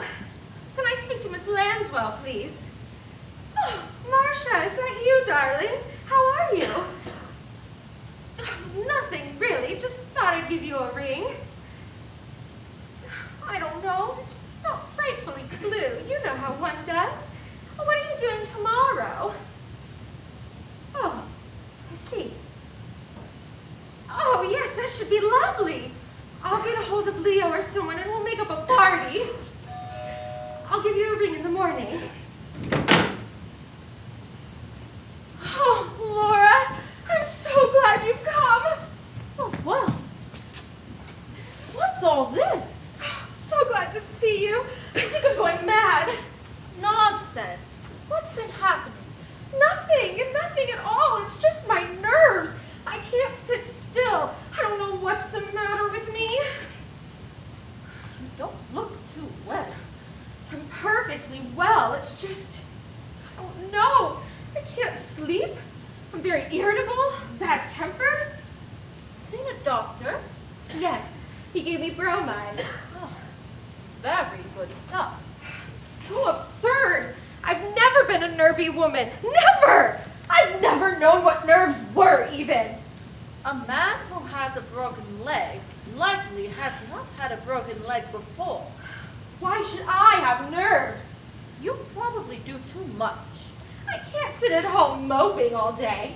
There's such a thing as sitting at home without moping. No, I can't sit about and do nothing. Why not? I don't know. I just can't. I suppose I should sound quite mad if I said I was afraid of being alone. Most sensible thing you've said yet. Sensible? Yes, because it's the truth. Are you ever afraid of being alone? No. Then you can't understand. Yes, I can understand. Why did you call for me, dear? I had to talk to someone. I just had to. And I thought perhaps you could do something. I see. You want a conjuring trick. Oh, could you do one for me, Laura? Psychoanalysis or hypnotism or something? Mumbo jumbo, in modern terms, in fact. I can't pull the rabbits out of the hat for you, Anne. You must do that yourself. But first, you need to find out exactly what is in the hat. What do you mean? You're not happy, Anne. I am, in a way. I enjoy myself a good deal. You're not Happy. Is anyone happy? Quite a lot of people, thank God. Why aren't you happy, Anne? I suppose, if I'm being honest, 'cause I'm growing old. I'm losing my looks. I have nothing to look forward to. Oh, my dear. Nothing to look forward to. You've good looks, adequate brains. There's so much to look forward to. Music, books, flowers, sunshine, all this vast, inextricable pattern that we call life. I dare say it's a question of sex. Everything's really sex, isn't it? There is an hour wherein a man might be happy, could he but find it. You came near it once, didn't you? Yes. Yes, there was that hour. I could have known it with Richard. I could have been happy with Richard. Oh, I know. And now, I haven't even regret. I saw him again about a year ago, and he meant nothing to me. Nothing. That's what's so tragic, so absurd. It had all gone. We meant nothing to each other. And yet, if we had married, You would have been happy, yes? I was so near it. So near it. I had to let it go. Had you? I gave it all up for Sarah. Yes. And you haven't forgiven her for it, have you? What do you mean? Sacrifice. Blood sacrifice. I want you to think what sacrifice means, Anne. It isn't just the one heroic minute where you feel warm and generous and willing to immolate yourself. The sacrifice where you willingly offer your breast to the knife is easy, for it ends there. But most sacrifices you have to live with afterwards. And that's not so easy. One has to be very big for that, Anne. And I don't think that you were quite big enough. I've given up my life, my one chance at happiness for Sarah's sake, and all you can say is that it wasn't good enough? That isn't what I said. Everything's my fault, I suppose. Half the trouble comes from one pretending that you are a better and bigger human being than you are. Sarah's just like all these modern girls nowadays, wrapped up in herself. Did you know that just over a year, she didn't even remember who Richard was? His name meant nothing to her, nothing at all. I see. What could I do? They never stopped fighting. It was nerve-wracking. There never would have been a moment's peace. If I were you, Anne, I should make up my mind whether you gave up Richard for Sarah's sake or for the sake of your peace. I loved him, but I loved Sarah more. But there was a moment where you loved Richard better than Sarah. And now he means nothing to me. And Sarah, Sarah? what does she mean to you now? I hardly see her nowadays. I saw her last night in a restaurant. She was drunk. Drunk? Yes. Of course. People do drink a lot nowadays. One mustn't be so old-fashioned about these things. The pupils of her eyes were widely dilated. What do you mean? Drugs? Cocaine, I should say. I sometimes suspected Lawrence took drugs. They won't hurt him. I know his type. He likes to experiment with sensation, but he'll always know what he's doing. Sarah's different. If a woman's unhappy, these things could get a hold of her. unhappy. Sarah, You should know. You're her mother. she doesn't confide in me. What should it mean to you, Anne, that Sarah is unhappy? It upsets me very much. Does it? Where did I put my gloves? What do you mean saying does it like that? Ah, You Here they meant are. something. I think you're horrible to me. Horrible! Mr. Lloyd, to see you, ma'am. Jerry, this is a surprise. I'll look in again sometime to see you, Anne. Mr. Lloyd, I remember you, but I don't expect that you remember me. Of course, I remember you, Dame Laura. Well, Jerry, have a seat here and tell me all about yourself and what you've been up to. Are you in England for long? I'm not sure. Have a drink. I won't really. Where have you come from? South Africa? No, East. That's right, isn't it? Yes, I've been in Kenya for the last year and a half. It's a marvelous life out there, isn't it? People rave about it, I know. It rather depends. I came home because my uncle died. Oh, dear, I'm so sorry. I'm afraid I don't regret it much, but he left me 10,000 pounds. Well, Jerry, I'm very glad about that for your sake. Of course, you mayn't need it now. Oh, I need it all right. I had to borrow to get home. I'm thinking of starting in the Argentine. A fellow I know's got a ranch out there and wants me to come in with him. Well, I hope that it will turn out well. It's about time something panned out well for me. I've run luck so far. And I suppose I've been played the fool a bit as well. But things are going to be different now. Yes, I'm sure they will. Do have a glass of sherry or something. I won't really. Shall I get you one? Yes, I think I will.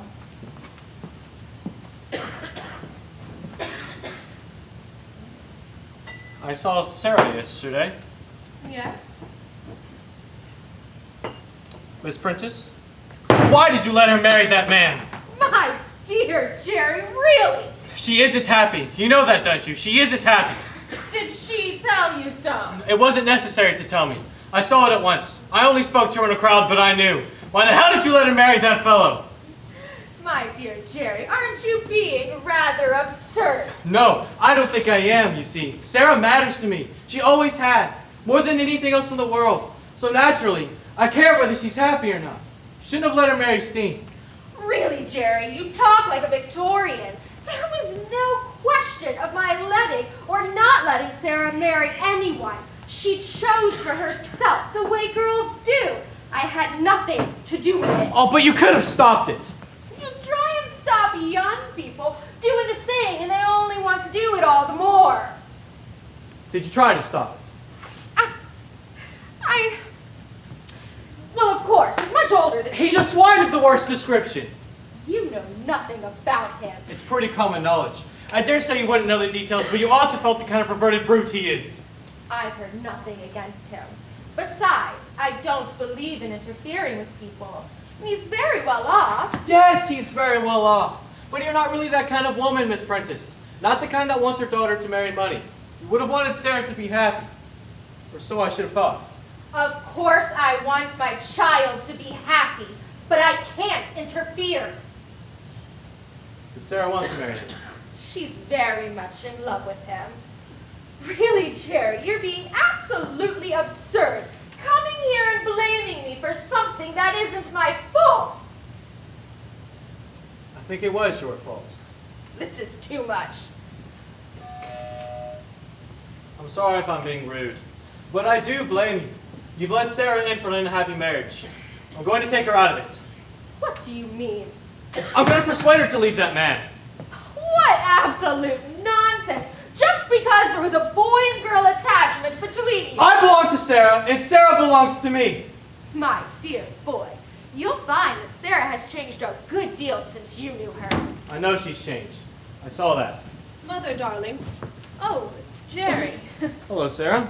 Shall I park the zoo for you? Mother, it was a very big shock seeing Jerry last night at the Trois Langlois, looking all brown and He-Man back in the wide open spaces. I hadn't had a line from you in years. Oh well, I've been rather down on my luck. Naturally. What do you mean, naturally? Luck always was your trouble. Can I have a drink, Mother? Of course, darling.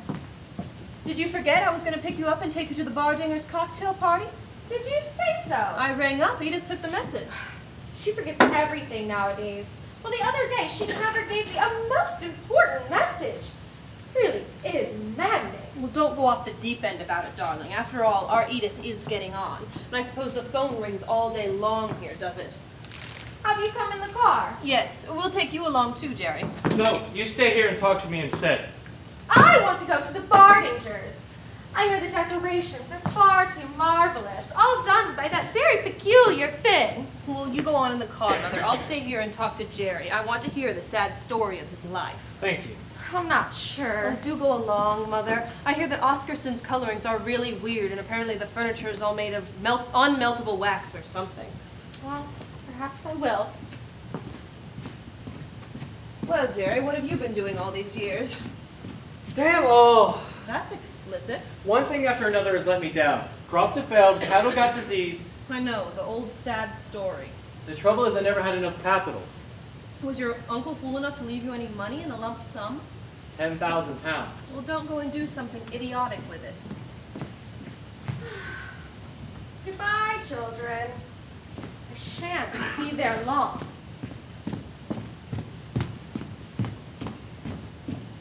Your mother has changed a lot. You think so? Yes, I do. In what way do you think she's changed?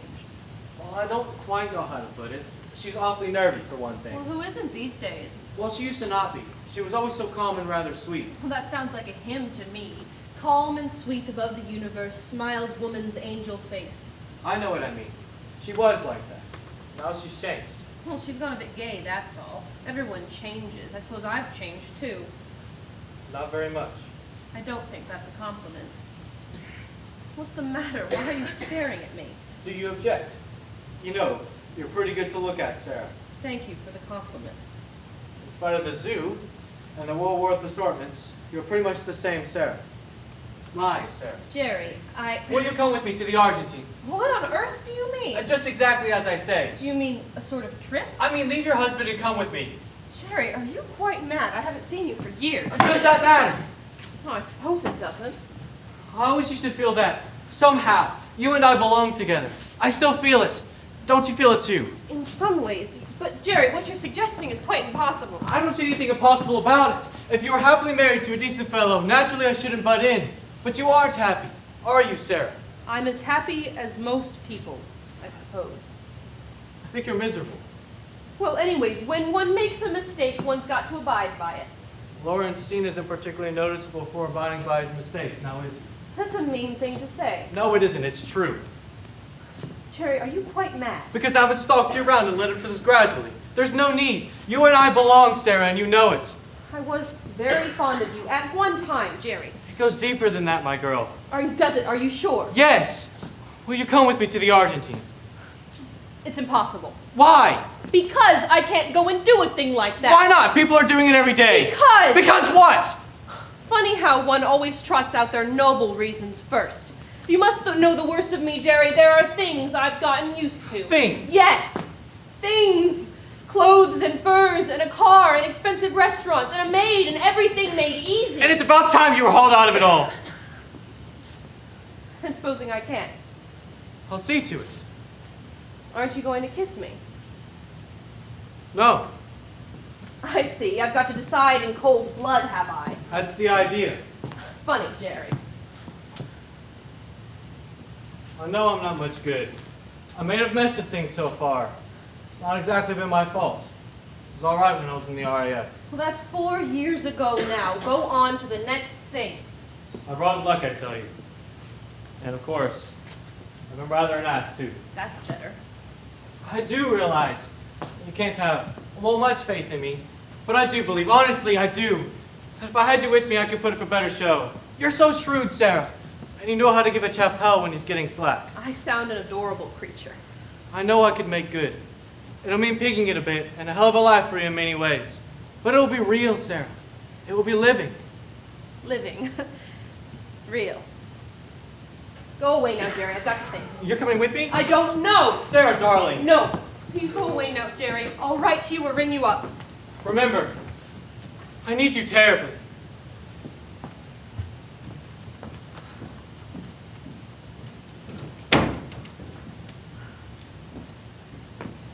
Fancy seeing Mr. Lloyd again. Yes. Been a long time in foreign parts. Yes. Nice, well set up young gentleman he is. Not a bit older, too. Time does have that effect. Doing well for himself abroad, is he? Not particularly. Ah, that's a pity. Never quite had enough drive to him, that's what's the matter. Suppose it is.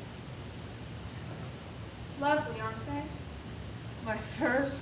Oh, nicer than anything the mistress has. Everything you've got is lovely, Miss Sarah. Not too bad. Well, I remember it as if it were yesterday, when here, in this very room, you told me you was going to marry Mr. Lawrence Steen, and you danced to me about the room. I'm going to be married. I'm going to be married. Like the wild thing you were. Don't! Don't! I can't stand it! Oh, well, they do always say that the first 2 years are the worst. If you can get over those, you'll be all right. Not a very optimistic view of marriage.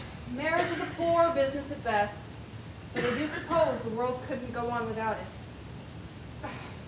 The mistress is going to be late. She'll have barely any time to change. Is Mother dining out? She is, Miss Sarah, and it's a great pity that she doesn't have a quiet night in. She always was a quiet lady. Yes, she was quiet. Jerry said so. Funny, she's altered completely. Edith, you think that Mother's changed a lot? Sometimes I'd say she wasn't the same lady. She used to be different. She used to be... Edith, do you think that mothers always go on loving their children? Of course they do. Wouldn't be natural if they didn't. Well, it isn't really natural for them to go on caring about them after they're up and out of the house. You're just two people then, sizing one another up and seeing what you think of each other. And each one might decide for themselves that the other one's a complete washout. Don't talk nonsense, Miss Sarah. Remember the saying, a son's a son till he gets him a wife, but a daughter's a daughter all her life. I know plenty of mothers that hate their daughters like poison, and the daughters have got no use for their mothers either. All I can say, Miss Sarah, is that's not at all nice. It's supposed to be healthier. The things you say. I was very fond of Mother. As a person, not only as a mother. And she's just devoted to you, Miss Sarah. I wonder. Oh, darling, still here. Is Jerry gone? Oh, good heavens, I must change. I'm having an early dinner and we're going to the ballet. I must say, the wax furniture was marvelous, most intriguing. Oh, and kaleidoscope walls. You pressed a button and they all changed. Only there were such packs of people, one couldn't see them properly. Mother, I want to talk to you. Darling, I shall be frightfully late. I need to talk to you. Is it Jerry? He wants me to leave Lawrence and go to South America with him. Oh, what absolute nonsense. I do hope you snubbed him firmly. Poor old Jerry. He really is rather stupid. Jerry's all right. I know, darling. You've always stuck up for him.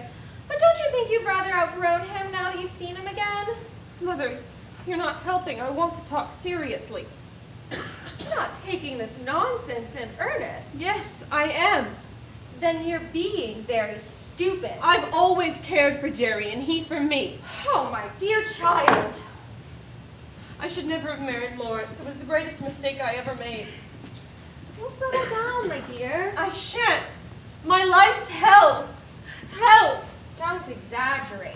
He's a beast. A horrible, perverted beast you don't know. I'm sure he's devoted to you, Sarah. I never wanted to marry Lawrence. I shouldn't have married him if it hadn't been for you. Me? I had nothing to do with it. Yes, you did.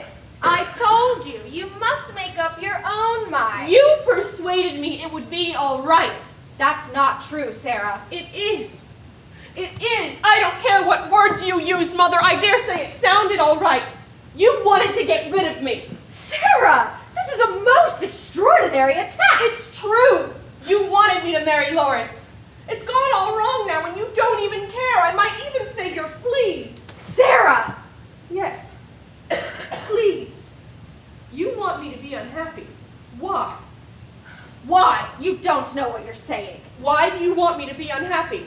I don't want you to be unhappy. Don't be absurd. Mother, I'm your daughter. You ought to love me. Of course I love you.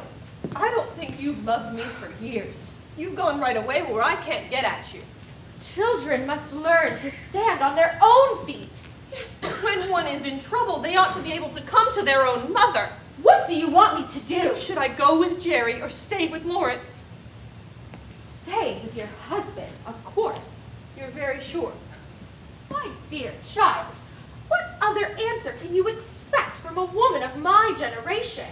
I was brought up to observe certain standards of decent living. It's morally right to stay with a husband and morally wrong to go away with a lover. It's my point of view. I'm sure your friends would feel differently. Yes, but it's all so mixed up. You see, it's really the worst parts of me that want to stay with Lawrence. The me that's afraid to risk poverty and difficulty. The me that likes soft living and getting a kick out of things. The me that wants to go away with Jerry isn't just an amorous little slut.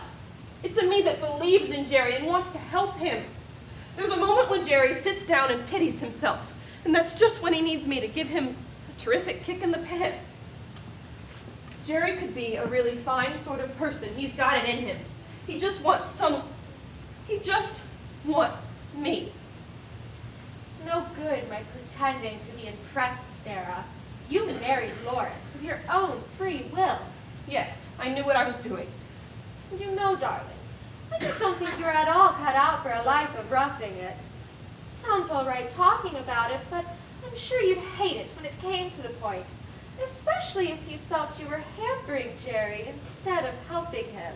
You're quite the devil's advocate, aren't you, Mother? What do you mean? What's the real reason you don't want me to go away with Jerry? I've told you. No, the real reason. You're afraid, aren't you, that I might be happy with him? Is that it? I'm afraid you might be unhappy. No, you wouldn't care if I was unhappy. It's my happiness you're afraid of. You hate me. That's it. You hate me like hell. Sarah, are you mad? No, I'm not mad. In fact, I'm only just getting at the truth. You can't hide it anymore. You've hated me for years. Why? It's not true. Why? It's not that you're jealous of me because I'm young. Some mothers are like that with their daughters, but not you. You were always sweet to me. Why do you hate me, Mother? I must know. I don't hate you. Do stop telling lies. Come out into the open. What have I ever done to make you hate me? I've always tried to be nice to you and do things for you. You speak as though the sacrifices have all come from your side. Sacrifices? What sacrifices? I gave up everything I cared for, and you don't even remember it! I don't know what you're talking about. No, you don't! You didn't even remember Richard Caulfield's name! Richard Caulfield, you said! Who's he? Richard Caulfield? Yes, Richard Caulfield.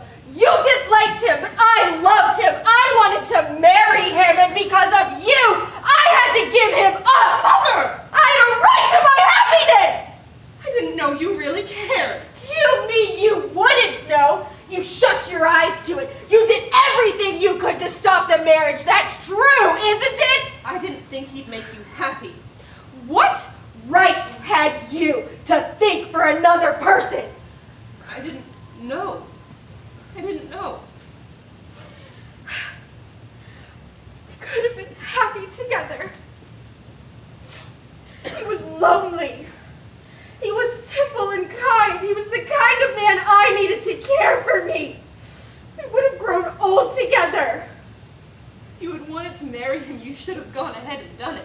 Don't you remember the eternal scenes, the rows? I couldn't face it. And then I was faced with an alternative. Richard put it like that. I had to choose between you and him.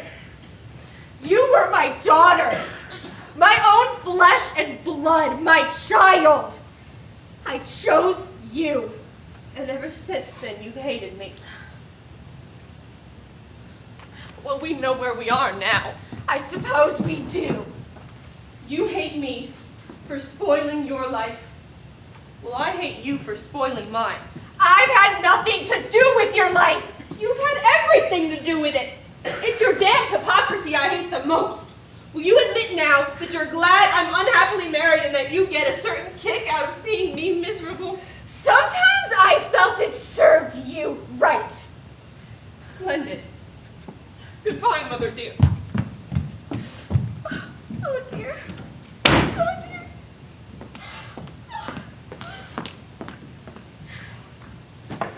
Here, there. Lamb. Oh, Edith. Edith. Don't you fret so. It'll be all right. How can I say the things I did? Better to say them than to think them. The things you think but don't say turn bitter and vile in you, and that's a fact. So cruel. So cruel. That's what's been the matter with you for a long time. And if you ask me, you've been thinking things you don't like to admit. The truth is terrible. Terrible. It's a hard world. Is it true? Have I really been hating my Sarah? My little Sarah who was always so funny and so sweet? Of course you haven't. But I have. I wanted her to suffer. I wanted her to hurt like I hurt. Don't go fancying yourself a lot of nonsense. You're devoted to Miss Sarah and always have been. All this time, running underneath like a dark current. Hate. Hate.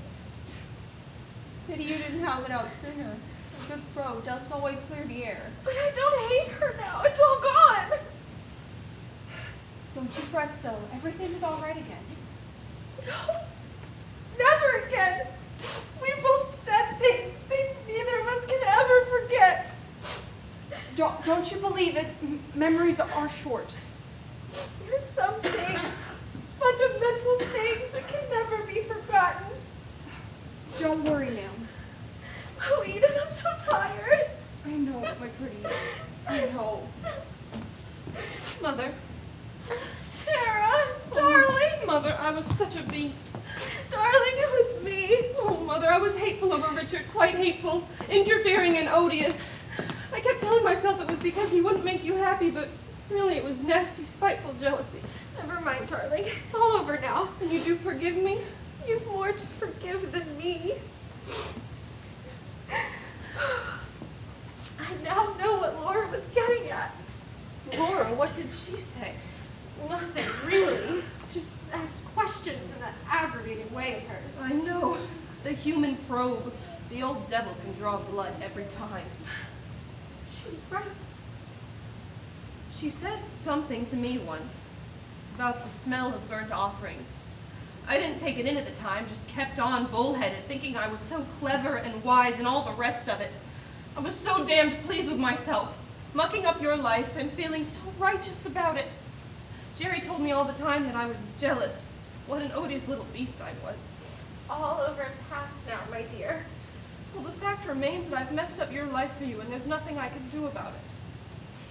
You know, Sarah, I don't really seem to mind anymore. We did get a lot off our chests just now. You said foul things to me, and I was foul to you. And I've always believed in self-control. You'd been bottling yourself up for far too long, darling. If you had told me from the beginning how furious you were with me and what a selfish little beast I was, it would have been far better. I've been frightfully unhappy for years. I realize that now. I blame myself very much. Oh, if it hadn't been for me, you never would have married Lawrence Steen. Yes, I might have. When I said you made me, that wasn't true. It was just that home was different. You were different, and I felt without knowing it that you didn't like me anymore. Oh, Sarah. We are getting a little soppy, aren't we, darling? Perhaps we are. Sentiment is coming back into fashion. Everyone says so. Wax flowers, papier-mâché furniture, antimacassars. How's Basil, by the way? More Edwardian than ever. He never stops bothering me about doing up the flat. Mother, what do you really think about Jerry? I don't know what to say. I want to know how you really feel about it. I'm trying now to be absolutely honest.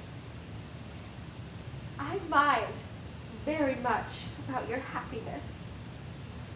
On the one hand, you might be happier with Jerry, but on the other hand, you might be terribly unhappy. Yes, I've realized that.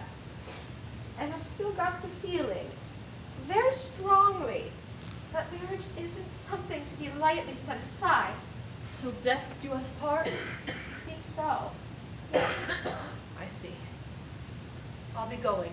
I've got to think things through. Whichever way you decide, darling. It will be okay by you? Yes. I don't want to influence you. This is your life. Yes. My life. I said that to you once before, but this time I mean it. My life. Most of your life lies before you. Most of mine lies behind me. We can't meet, really. I think this is where we part. Good night, darling. Good night.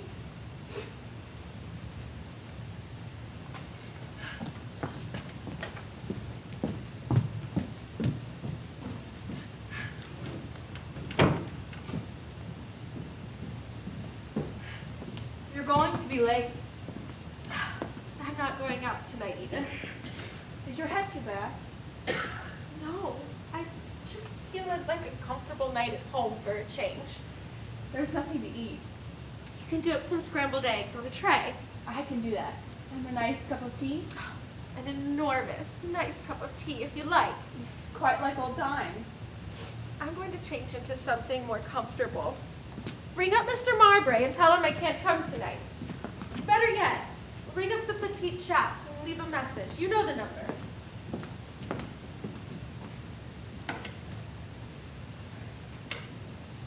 Mayfair, 8, 7, 6, 3, 4, 5. Hello? Is this the petted cat? Oh, yes, the petty char, whatever you want to call it. I'd like to leave a message for Mr. Mowbray. I'll spell it. M for measles, O for onions, B for bananas, R for rubbish, A for adenoids, Y for you. Yes, tell him Miss Prentice won't be able to make it tonight. Prentice. Prentice. Her apprentice hand. She tried on man and then she made the lasses O. What are you quoting poetry to, Edith? Burns, that was. Won a prize for recitation once, I did. You're an amazing creature, Edith. Full of surprises. You know what I'd like tonight? Something impossible, I expect. A comfortable dressing gown. Something nice and plain with a cord round. Not all this fuss. Just you wait a minute. Oh, Edith! It's just the thing, isn't it? You gave it to me 5 years ago, and I've had it in my funeral drawer ever since. I took a fancy to be buried in it. Edith, it mustn't take it away from you. Oh, that's all right, ma'am. It isn't I shall be took tonight, though one never knows. You know, Edith, I think I'd look better with gray hair. You look quite odd for a bit. Yes, I suppose I should. I'll go get started on those scrambled eggs.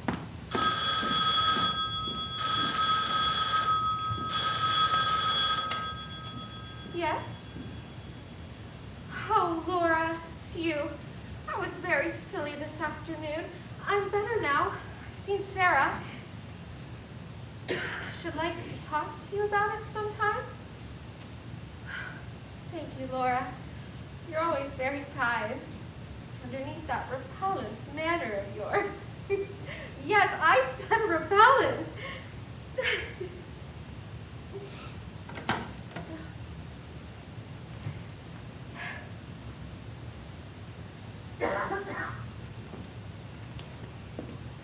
What's the matter now? Nothing. Nothing at all. Just, I feel like someone who's woken from a nightmare. I'm a little bit sad and very tired, but that is so much better. Had a bit upset too with Miss Sarah, did you? Suppose you heard most of it, Edith. Whoever built these flats didn't believe in making people put their ears to keyholes. Never mind that. Would you like me to brush your hair? It's all over your face. Why have you suddenly taken to treating me like a little girl, Edith? You look like one tonight. That dratted phone again. I'll get it this time. Hello? Oh. It's Miss Sarah.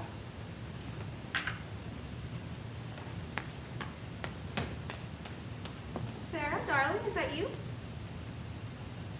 Yes. Yes. I see. Yes. I see, darling.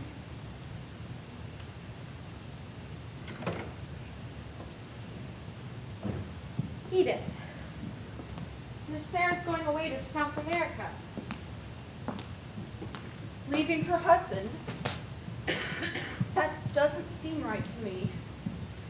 Doesn't seem right to me either. But we mustn't judge Edith. What's right for one person may to be right for another. That's easily said. She's headed to a life of hardship and difficulty.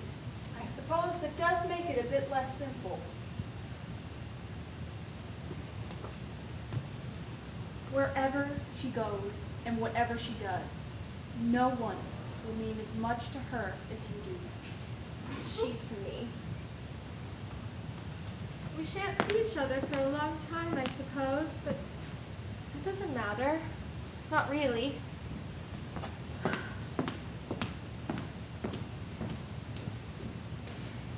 peace of God, which passeth all understanding. Dear Sarah, God bless her.